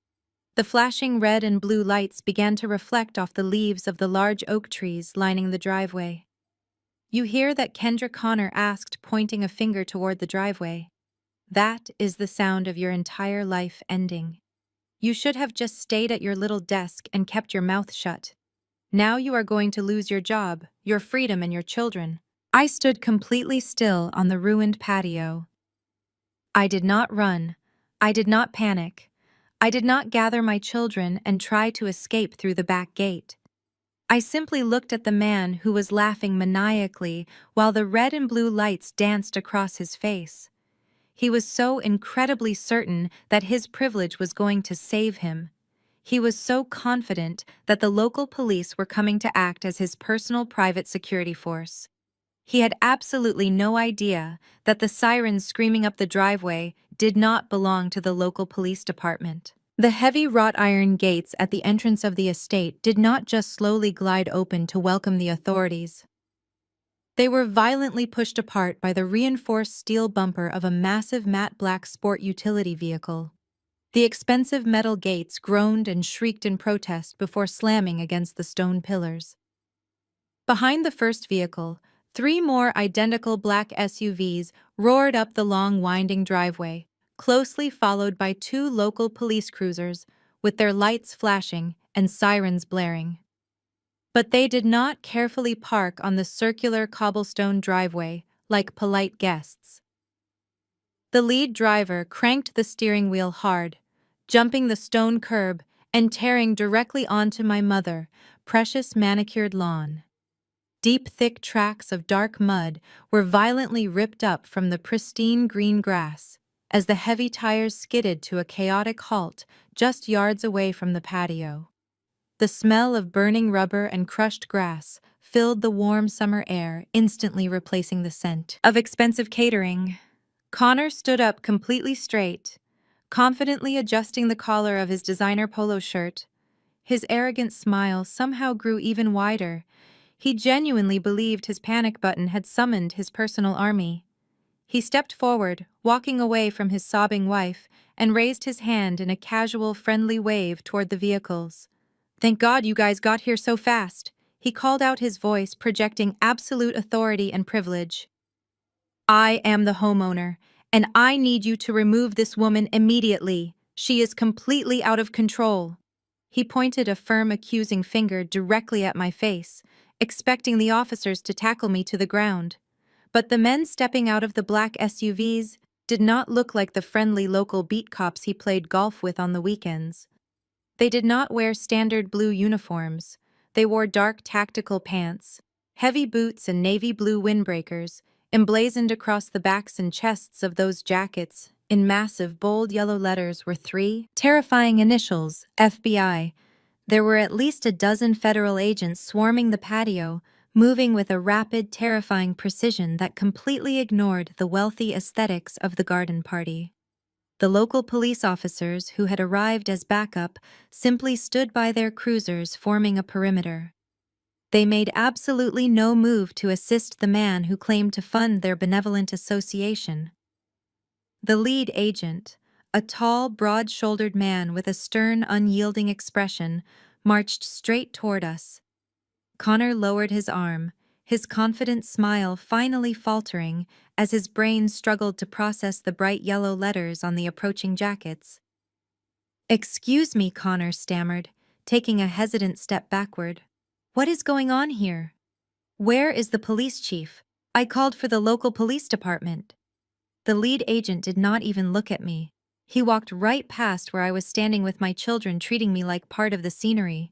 He closed the distance to Connor in 3 massive strides. Connor raised his hands to protest, but he never even got the chance to speak another word. The agent grabbed Connor by the front of his expensive designer shirt, twisting the fabric violently in his fist, and shoved him backward with incredible force. Connor stumbled heavily and the agent slammed him face first down onto the wooden picnic table. The impact was brutal. Connor's face smashed into a tray of leftover imported cheeses and expensive crackers, scattering the food everywhere. His manicured hands were instantly yanked behind his back, and the sharp metallic click of heavy steel handcuffs locking securely around his wrists echoed sharply over the screams of my family. Connor struggled wildly, his cheek pressed hard against the messy table. "You cannot do this!" he shrieked, his voice pitching high with absolute terror. "Do you know who I am? I am a respected investment broker. Call my lawyer. You have the wrong person." The lead agent leaned down, pressing his forearm heavily into Connor's upper back to keep him pinned against the wood. "Connor, you are under arrest by the Federal Bureau of Investigation," the agent announced, his voice a low, booming rumble that commanded absolute silence on the patio. "You are being charged with multiple counts of federal wire fraud, securities fraud, and international money laundering. We have a federal warrant for your arrest and a search warrant for your primary residence and all associated vehicles." The untouchable white knight was completely neutralized, squirming helplessly like a caught fish in front of the very people he had oppressed for years. His white privilege could not save him from federal jurisdiction. His country club memberships meant absolutely nothing to the men tightening the steel cuffs around his wrists. Vanessa screamed, her husband's name scrambling backward on the patio to get away from the federal agents. She looked at the man she had worshipped and saw nothing but a pathetic criminal, covered in crushed cheese and panic. My mother, Beatrice, watched the entire scene unfold, with her mouth hanging wide open. Her precious manicured lawn was destroyed by tire tracks. Her elegant patio was swarming with federal law enforcement, and the wealthy son-in-law she had sacrificed her entire home to protect was currently being read his Miranda rights while pinned against a dirty picnic table. The utter humiliation was absolute and entirely public. The neighbors who Beatrice constantly tried to impress were undoubtedly watching from their windows as the massive raid unfolded. Aaliyah stood safely by my side, watching the spectacular downfall of the man who had called her a feral animal just minutes earlier. Justice had arrived, and it wore a navy blue windbreaker. I did not smile or gloat. I simply watched the federal agents hoist a weeping, begging Connor to his feet and begin marching him toward the waiting black vehicles. The facade was officially dead. He was no longer a king. He was a thief, being hauled away to face justice. The federal agents did not gently guide Connor to the waiting vehicles. They physically lifted him by his armpits and dragged his expensive leather loafers across the muddy grass. He was screaming, frantically twisting his body, and demanding that someone call his defense attorney. He yelled that he knew the mayor and that he was going to sue the entire federal government for harassment. His voice cracked and pitched in absolute panic, stripping away any remaining illusion of his dignity. The lead agent simply pushed his head down and shoved him into the back seat of the massive black sport utility vehicle. The heavy door slammed shut, cutting off his frantic shouting completely. One by one, the federal agents climbed back into their vehicles. The engines roared to life and the convoy slowly turned around on the ruined lawn, tearing up even more of my mother's precious grass. As the black SUVs and the local police cruisers disappeared down the long driveway, the flashing red and blue lights faded, leaving the patio in a stunning, eerie silence. The air was thick with the smell of trampled mud and spilled alcohol. Nobody moved for a long time. The aunts and uncles who had been demanding their stolen money just minutes ago were frozen in shock. Uncle Marcus stared blankly at the driveway where his entire business loan had just vanished. Aunt Viv sat down heavily on a wrought iron chair, burying her face in her hands and crying softly. My mother Beatrice was still slumped near the buffet table, staring vacantly at the red foreclosure stamp on the documents I had handed her.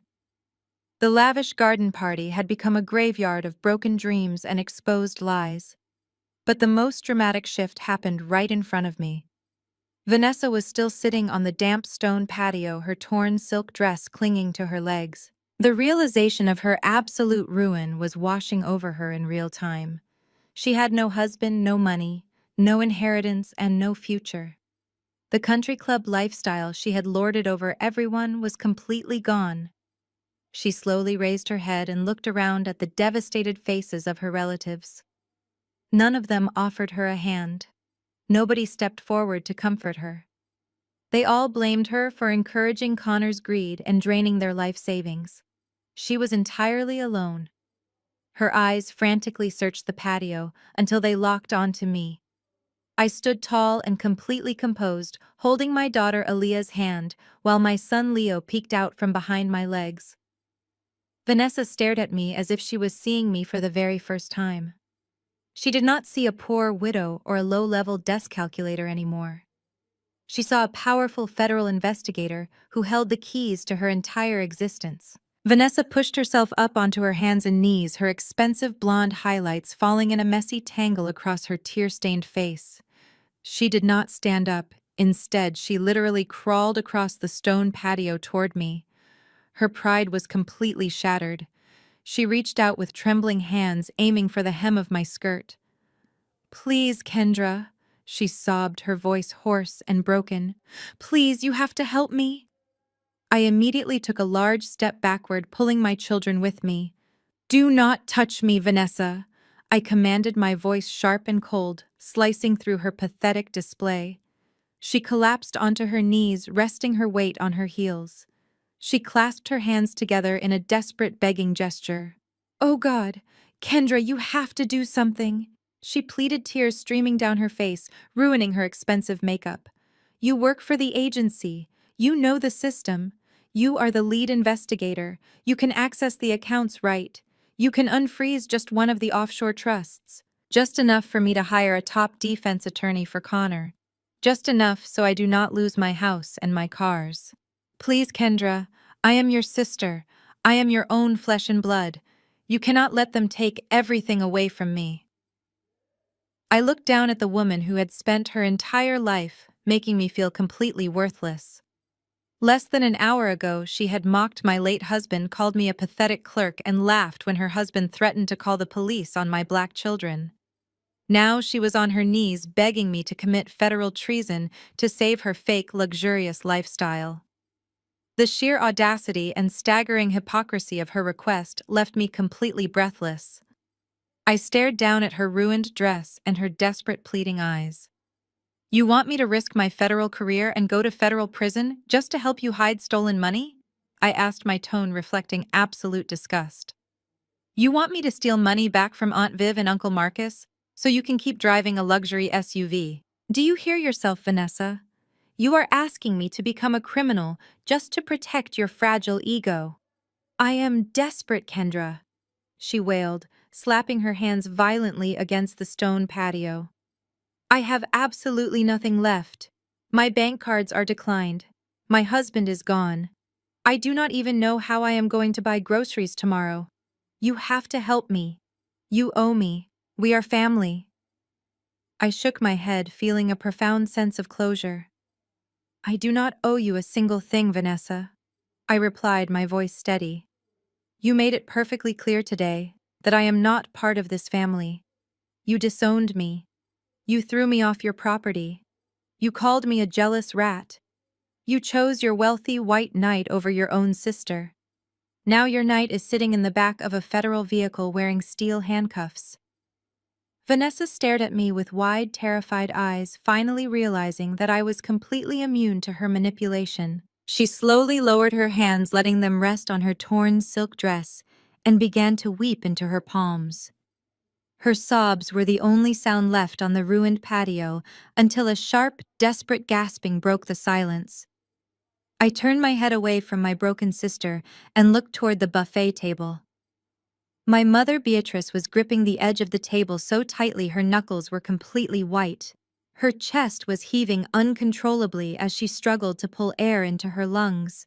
The sheer magnitude of the public humiliation had sent her into a state of hyperventilation. But Beatrice was a woman who had spent her entire life surviving on pure stubborn pride, and she was not ready to surrender. She took a deep, ragged breath and forced herself to stand up completely straight. She reached up with shaking hands and smoothed down the front of her wrinkled linen suit. She stepped over the shattered crystal and the spilled potato salad, refusing to look down at the mess. She lifted her chin, trying to project the same haughty arrogance she had worn like a crown for the past 30 years. She looked at the muddy tire tracks tearing through her pristine lawn. And then she looked at me, her eyes blazing with a furious, terrifying denial. "You think you have won, Kendra?" she said, her voice raspy, but gaining volume with every single word. "You think because those agents drove their vehicles onto my grass that this changes anything about who we are? You think a piece of paper from a bank gives you the right to stand there and gloat while your sister is crying on the ground?" I did not interrupt her. I simply watched her desperately trying to glue the shattered pieces of her illusion back together. "The bank might take this house next month," Beatrice announced, projecting her voice so the lingering aunts and uncles could hear her. "The bank might auction off this property next year. We might have to hire lawyers to sort out this massive misunderstanding with Connor's business. But that is tomorrow. That is next week. Today I am still the matriarch of this family. Today my name is still on the original deed. Today this is still my patio and my grass." She was completely untethered from reality. Her son-in-law had just been hauled away by the federal government for running a massive Ponzi scheme that had bankrupted her own siblings. She was currently standing on property that had already been legally seized 6 months ago. Yet she was still fiercely clinging to the title of matriarch, as if sheer willpower could reverse a federal indictment and a bank foreclosure. "And you are still banished." "Kendra," my mother yelled, pointing her trembling finger toward the ruined wrought iron gates, "I told you to get off my property, and my order still stands. You do not belong here. You have never belonged here. Take your wild children and walk down that driveway right now. I will not allow you to stand there judging us." Aaliyah gripped my hand tighter, her teenage mind struggling to comprehend her grandmother's absolute insanity. "How can she still be yelling at you?" Aaliyah whispered to me. "She has literally nothing left." "She has her delusion, Aaliyah," I replied softly, keeping my eyes on my mother. "And she will defend it until the bitter end." Beatrice turned her attention away from me and looked at the stunned relatives gathered around the patio. She clapped her hands together twice, a sharp, commanding sound that she usually reserved for the hired catering staff. "All right, everyone," Beatrice ordered, her voice ringing with a frantic, unnatural cheerfulness. "This party is not over. We are not going to let a disgruntled daughter and a few overzealous government agents ruin our Sunday afternoon. Viv, pick up those broken plates. Marcus, help me flip this heavy table back over. Someone go into the kitchen and bring out the backup trays of food. We are going to clean up this mess, and we are going to finish our meal together like a proper civilized family." She reached down and grabbed a shattered piece of china from the stone patio, holding it up as if to lead by example. "Come on," she urged, her smile looking more like a painful grimace. "Move quickly. We can pretend this never happened. We can fix this before the neighbors start asking questions. We just need to tidy up the yard. Nobody moved. Aunt Viv just stared at Beatrice, her tear-streaked face twisting into an expression of pure horror. Uncle Marcus slowly shook his head, looking at his sister as if she had suddenly grown a second head. They were finally seeing the true Beatrice. They saw the woman who cared more about the appearance of a clean patio than the financial destruction of her own siblings. "I said move!" Beatrice shrieked, dropping the china. It shattered into smaller fragments. "Why are you standing there? This is my house. Clean this yard right now." "You are crazy, Beatrice," Uncle Marcus muttered. "I am not cleaning your yard. I am calling my lawyer." Aunt Viv stood up slowly, ignoring Beatrice. She grabbed her purse and began walking toward the driveway without saying a single word. One by one, the other relatives began to follow her, silently abandoning the ruined party. "Wait!" Beatrice called out, her voice cracking with a sudden burst of pure panic. "You cannot leave. I am still the head of this family." But they kept walking, navigating around muddy tire tracks. They did not look back at her. Beatrice was left standing alone in the chaotic mess. She slowly turned her head back to face me, her eyes wide and terrified. She had absolutely nothing left to hide behind in this entire broken world anymore. I slowly watched the complete realization wash over her face. Beatrice was completely out of options. She looked around the empty patio at the broken plates and the muddy tire tracks. She took a deep, shaky breath and tried to square her shoulders one last time. "The bank might have foreclosed Kendra," she said, her voice completely hollow, but still dripping with stubborn pride. "But there is a process. They have to give me notice to vacate. They have to formally evict me. I know my rights. I have at least 30 days to figure this out and find a lawyer. I am not leaving my home today just because you showed up with a briefcase." I did not argue with her. I simply reached back into the heavy black leather briefcase sitting on the ruined tablecloth. The soft velvet lining brushed against my knuckles as my fingers closed around the final manila envelope. It was much thinner than the foreclosure packet, but it was infinitely more powerful. I pulled it out and held it up to the afternoon sun. The bright light illuminated the heavy seal pressed into the thick paper. "You are absolutely right about the process, Beatrice," I replied, my voice perfectly calm and measured.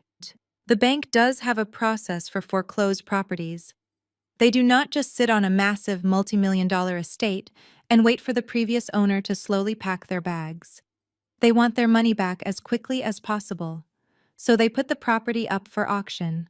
They sell it to the highest bidder to recoup their massive losses." Beatrice frowned, staring at the manila envelope.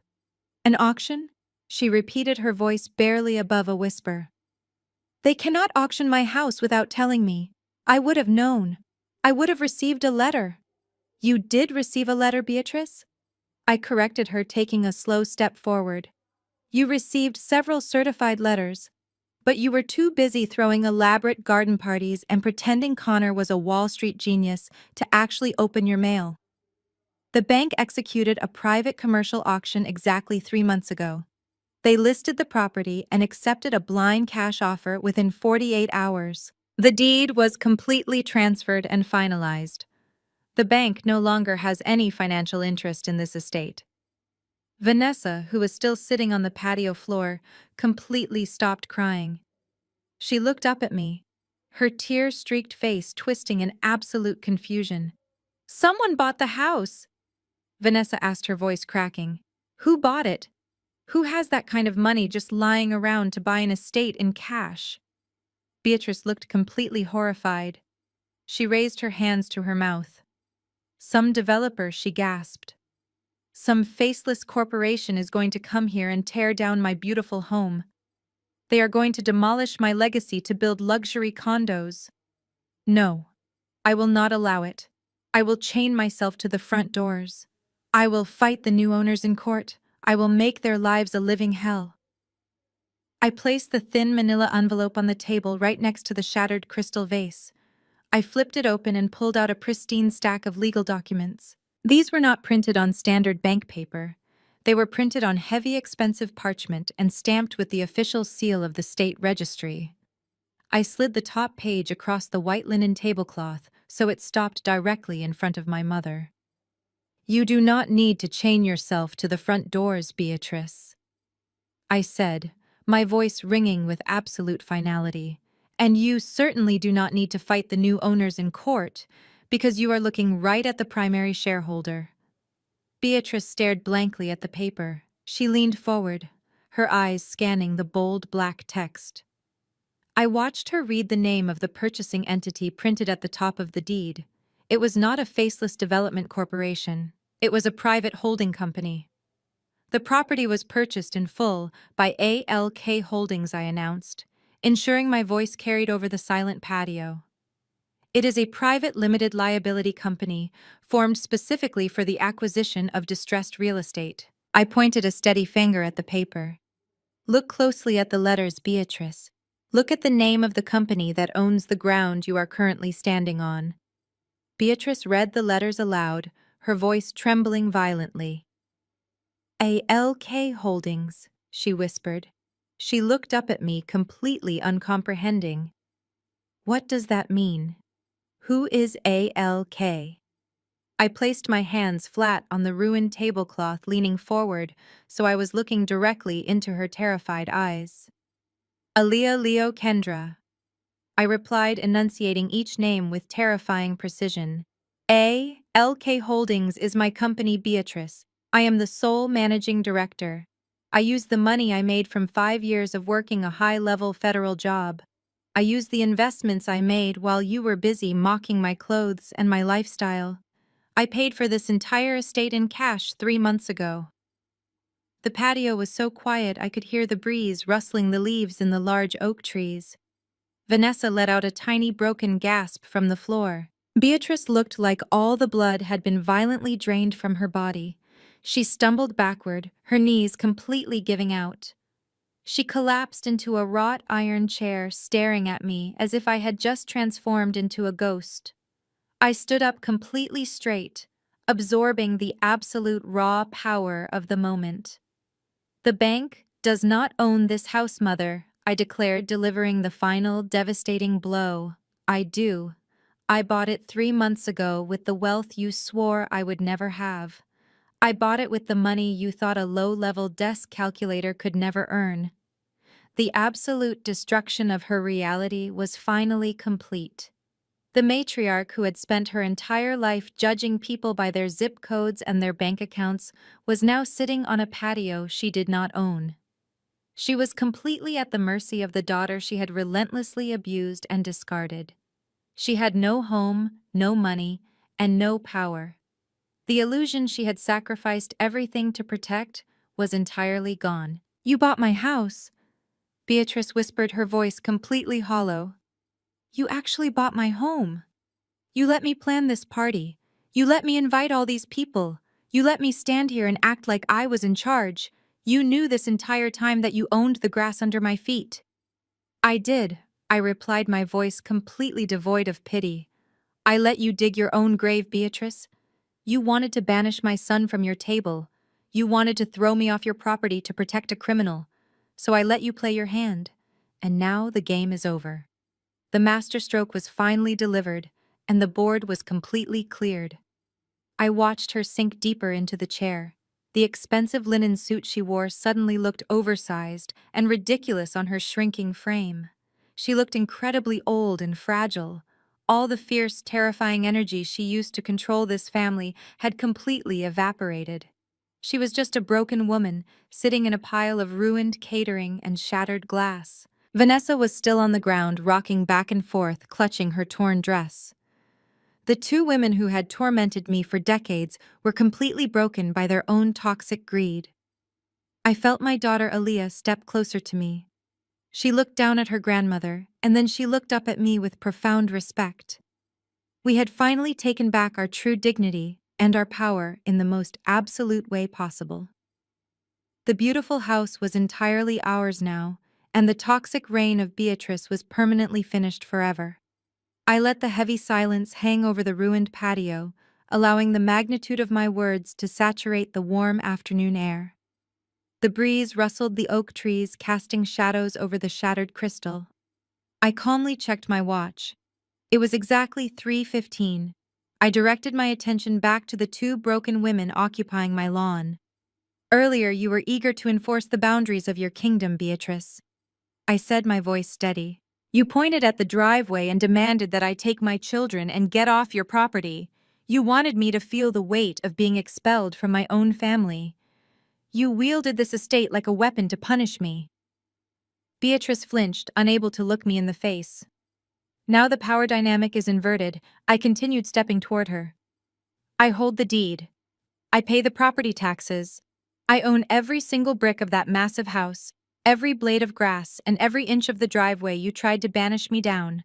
I will make this simple for both of you. Vanessa looked up from the patio floor, anticipating the final blow. You told me to get off your property, Beatrice, I said. Now I am telling you that you have exactly 1 hour and 45 minutes left on mine. You have until exactly 5 o'clock to go inside that house, pack whatever you can physically fit into Vanessa's leased sport utility vehicle, and get off my property. Vanessa gasped, her hands flying to her mouth. 5 o'clock? She stammered, her voice shaking uncontrollably. Kendra, that is impossible. We cannot pack an entire house in under 2 hours. I have furniture. I have a massive wardrobe. I have my children's things. We need moving trucks. We need a week at least. Where are we supposed to go? You can go to a hotel, Vanessa, I replied coldly. You can sleep in the back of your car for all I care, but you are not staying here, and you certainly are not taking the furniture. The foreclosure auction included all the primary fixtures and major furnishings left inside the estate. The bank sold the property as is. You do not own the heavy oak dining table anymore, Beatrice. You do not own the crystal chandeliers or the custom leather sofas. All you own are your clothes, your personal items, and whatever fake jewelry Connor did not pawn to cover his massive federal fraud. Beatrice let out a low, agonizing moan, burying her face in her hands. The reality of her absolute destitution was finally sinking in. She was losing her home, leaving it with nothing but a few suitcases. If you or Vanessa are still standing on this grass at 1 minute past 5 o'clock, I will not hesitate to press the panic button on my own security app. I warned them, my voice dropping to a lethal whisper. I will call the local police. And unlike Connor, I actually possess the legal documentation to prove you are hostile trespassers illegally occupying my private residence. Do not test my resolve. Move your bodies right now. Vanessa scrambled to her feet, her torn silk dress flapping around her legs. She grabbed her mother's arm, violently pulling the older woman out of the wrought iron chair. Come on, Mom, Vanessa hissed, her voice frantic and breathless. We have to go inside. We have to grab the jewelry and the designer bags before she locks us out completely. Get up. We have to hurry. Beatrice stumbled to her feet, moving like a sleepwalker. She looked around the patio one last time, her eyes lingering on the beautiful gardens she used to boast about to her country club friends. Then she turned and let Vanessa drag her toward the grand glass doors of the massive brick colonial house. They moved with a pathetic, desperate urgency, two fallen queens running to salvage their scraps. As they disappeared inside the house, I turned my attention to the remaining relatives. There were still about a dozen aunts, uncles, and older cousins lingering near the edges of the patio. They had stayed to watch the spectacle, completely paralyzed by the rapid destruction of the family hierarchy. They had watched Connor threaten my children. They had watched Beatrice disown me, and they had done absolutely nothing. They were the silent enablers who had allowed this toxic environment to thrive for decades. Uncle Marcus took a hesitant step forward, clearing his throat. Listen, Kendra. He began, raising his hands in a placating gesture. We had no idea things were this bad. We are all family here.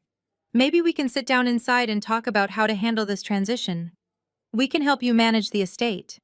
I cut him off with a sharp laugh. Do not insult my intelligence, Marcus. I snapped, my eyes narrowing. You do not want to manage the estate. You want to figure out how you can latch on to the new owner, now that your old meal ticket is sitting in federal custody.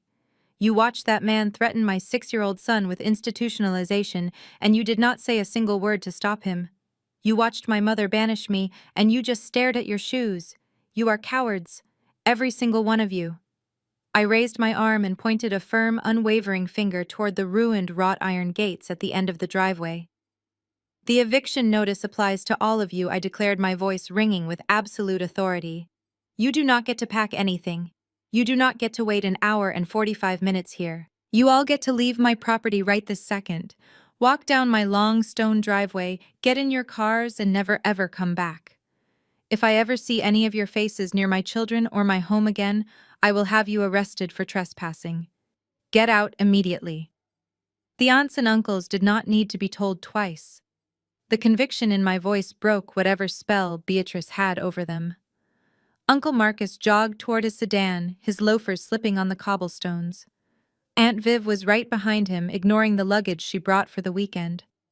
The rest of the family scattered like roaches. Car doors slammed in rapid succession. Engines roared to life, disrupting the quiet afternoon.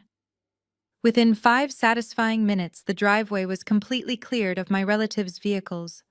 They sped through the ruined wrought iron gates, leaving behind nothing but the stench of their hypocrisy. I stood on the patio, listening to the fading hum of their engines. Then I turned my attention to the grand glass doors.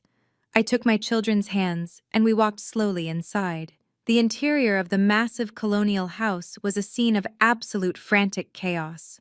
The polished marble foyer echoed with the sounds of slamming closet doors and hysterical sobbing. I stood in the entryway, leaning casually against the mahogany banister, watching the 2 women who had tormented me completely unravel. Vanessa was sprinting up and down the sweeping curved staircase, her torn silk dress billowing behind her. She was carrying armfuls of designer clothes on velvet hangers and throwing them recklessly into a pile in the foyer. Because the bank had frozen Connor's accounts, Vanessa could not hire movers, and out of sheer panic she sprinted into the kitchen and grabbed heavy-duty black plastic trash bags. Watching the golden child stuff her custom couture dresses into black garbage bags was the most profoundly satisfying image I had ever witnessed. It was the ultimate visual representation of exactly what her glamorous life had actually become: literal garbage. She was violently shoving Prada heels into the cheap plastic, tearing the bags in her frantic haste. "Mom, hurry up!" Vanessa screamed up the stairs, her voice cracking with panic. She said, 5 o'clock. Leave the silver. Just grab your jewelry box. Beatrice finally emerged at the top of the stairs, looking exactly like a ghost haunting her own home. She dragged a single oversized suitcase clutching a velvet jewelry box to her chest. The arrogant matriarch who demanded absolute perfection was sweating profusely, her makeup completely ruined. She stumbled clumsily down the carpeted steps, nearly tripping over discarded velvet hangers. They dragged their pathetic black plastic bags out through the heavy mahogany front doors toward Vanessa's leased sport utility vehicle. I followed them out, standing proudly on the grand front porch with my arms crossed. The afternoon sun was casting long, dramatic shadows across the driveway. But we were not the only ones watching this humiliating exodus. The loud commotion of the federal raid and the panicked departure of the relatives had attracted the attention of the entire neighborhood. The snooty neighbors, who used to peer through their hedges and constantly whisper about my clothes, were now standing openly at the edge of the property. Mrs. Harrington from next door was staring with wide, shocked eyes. The wealthy doctor across the street was standing on his front lawn, taking in the spectacular downfall of Beatrice and her perfect golden family. Beatrice saw the nosy neighbors watching her. She froze halfway to the waiting car, her face flushing a deep, horrifying shade of purple. The woman who lived and died by the opinions of her peers was now being publicly evicted, with her belongings stuffed into garbage bags. It was a walk of shame so profound it stripped away every last ounce of her false dignity. "Look at what you are doing to me, Kendra," Beatrice sobbed, dropping a trash bag onto the driveway. "Look at how they are staring at us. You are humiliating me in front of my friends." "They are not your friends, Beatrice," I called out from the porch, my voice echoing clearly for the neighbors to hear. They never were. They only cared about the wealthy facade just like you did. And now that facade is completely gone. Pack your trash and get off my property. Vanessa shoved the last torn plastic bag into the back of the heavy SUV, forcing the trunk lid down with a loud metallic slam. She yanked open the passenger door for her mother. Beatrice slowly climbed inside, refusing to look back at me, refusing to look at the staring neighbors. She stared straight ahead into the empty void of her ruined future.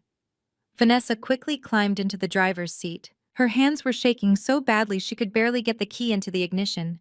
The powerful engine roared to life. She did not roll down the window to say a final goodbye. She did not offer a tearful final apology. There was absolutely nothing left to say. The toxic hierarchy of this family was permanently dismantled. The golden child was entirely broke. The white knight was sitting in federal custody. The proud matriarch was completely homeless. She shifted the heavy vehicle right into drive and slammed her foot hard on the gas pedal. The tires screeched violently against the cobblestone driveway, leaving thick black rubber skid marks as she accelerated far too quickly. They swerved slightly narrowly, missing the ornate stone fountain in the center of the courtyard, before speeding toward the wide open gates. I watched the back of the leased SUV bounce over the deep muddy ruts left by the federal agents' massive heavy vehicles. The car passed through the gates and turned sharply onto the main road, disappearing forever behind the tall manicured hedges. The neighbors lingered for a few more moments, whispering fiercely before retreating back to their perfect lives. They had witnessed the absolute destruction of the loudest residents, and they would talk about it for years. But I did not care about their opinions anymore. I took a deep and very cleansing breath. The toxic cloud was finally completely and permanently lifted today. The toxic cloud was finally completely and permanently lifted today. I stepped back out through the grand glass doors and returned to the ruined patio. The afternoon sun was beginning to dip lower in the sky, casting a warm, golden glow across the massive backyard. The catered food was still spilled across the stone, and the crystal vases remained shattered. But for the first time in my entire life, this sprawling estate actually felt like a home. It was no longer a stage for my mother's endless performances. It was no longer a fortress of judgment where my children were treated like unwanted burdens. The heavy, suffocating energy that had defined this property for decades had vanished the moment Vanessa's leased vehicle disappeared down the road. I walked down the stone steps and stepped onto the thick green grass. Aaliyah followed right behind me, letting out a massive breath that she had probably been holding since the picnic began. She kicked off her shoes and dug her toes into the manicured lawn. "Mom," she said, her voice filled with a mixture of awe and exhaustion. "I cannot believe you actually did that. I cannot believe this entire place is ours." I reached out and wrapped my arm tightly around her shoulders, pulling her close. "We earned this, Aaliyah," I told her, pressing a kiss to the top of her head. "We survived their cruelty and we built our own strength. We never have to shrink ourselves to fit into their tiny, bitter world ever again." Leo came running out from the kitchen carrying a fresh plastic cup of juice. Earlier today, he had been terrified, clinging to my leg while a grown man threatened him. Now he was bounding across the lawn with absolute pure joy. He did not have to worry about ruining his grandmother's perfect aesthetic. He did not have to tiptoe around expensive outdoor furniture or stay perfectly silent. He was just a 6-year-old boy playing freely in his own backyard.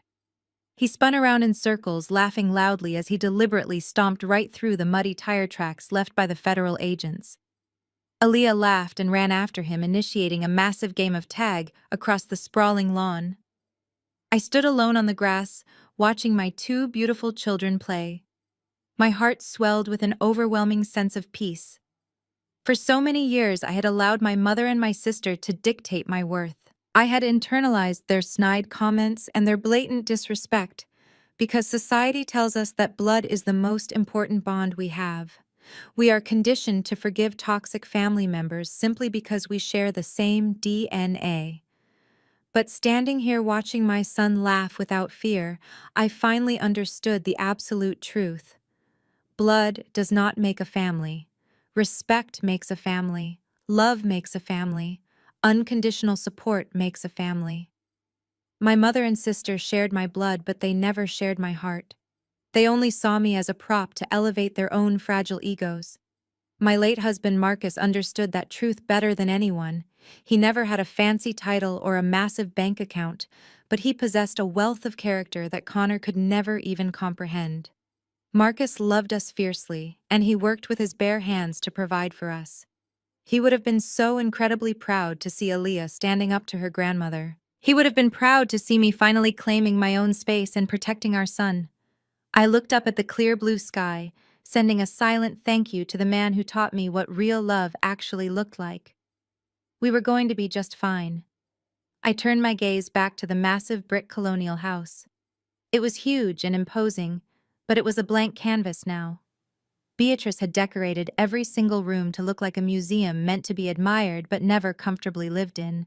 That was going to change immediately. Tomorrow morning, the deep cleaning would begin. I was going to hire a crew to throw out the remaining remnants of her pretentious lifestyle, and I already knew exactly what I was going to do with her prized formal dining room. That massive room with its suffocating silk drapes and its absurdly long, polished oak table had always been the epicenter of her psychological warfare. It was the room where she held court and handed out her cruel judgments. I was going to completely dismantle it. I planned to tear down the heavy drapes and let the natural sunlight pour in. I was going to rip up the expensive Persian rugs and install soft, padded flooring. That dining room was going to become a massive state-of-the-art sensory playroom, specifically designed for Leo. I would fill it with climbing walls, soft swings, interactive light panels, and everything his brilliant active mind needed to thrive. The very room where Beatrice used to banish him for being disruptive would become his personal sanctuary. As the sun finally began to set, casting long, beautiful shadows across the estate, I felt a profound sense of closure. The long, brutal war was officially over. I had entered this property today as an outcast, and I was ending the day as the undisputed owner. I did not just defeat my toxic family, I completely outgrew them. I built a fortress of my own success, and I locked them outside the gates forever. My children and I were finally safe to live our lives loudly, boldly, and unapologetically. We were free. Sometimes the trash takes itself out, but sometimes you have to buy the dump to evict the raccoons. Have you ever had to cut off toxic family members who thought they were better than you? Tell me your story in the comments. Do not forget to like and subscribe, and remember, never let anyone banish you from a table you can afford to buy. The most profound lesson to take away from Kendra's journey is that sharing blood does not automatically make someone family. For far too long, society has conditioned us to believe that we must endure toxic behavior simply because we share genetics with the people who are actively hurting us. We are often told to keep the peace, swallow our pride, and shrink our own potential just to fit into the dysfunction of relatives who are supposed to love us unconditionally. But this story shatters that dangerous illusion entirely. Through her quiet resilience, Kendra teaches us that true power does not come from loud arrogance or wearing designer clothes funded by massive lies. It comes from the silent, unglamorous work of building your own solid foundation. Her mother and sister built their entire identities on the conditional approval of others and the fragile illusion of borrowed wealth. They worshipped a false savior while entirely discarding the brilliant, hardworking woman standing right in front of them. Kendra realized that she did not need to desperately fight for a seat at a table where she was constantly disrespected and minimized. Instead, she worked relentlessly, educated herself, and ultimately bought the entire estate. Her victory was not just about spectacular financial revenge, it was about reclaiming her absolute dignity. She proved that true family is exclusively defined by mutual respect, unwavering support, and genuine love. When you finally stop seeking validation from people who are committed to misunderstanding you, you instantly create the space to build a life of authentic peace. You absolutely do not owe your loyalty to anyone who treats you like a burden or a second-class citizen. If you are currently holding on to toxic relationships just out of biological obligation, please hit the like button and subscribe for more empowering stories of resilience.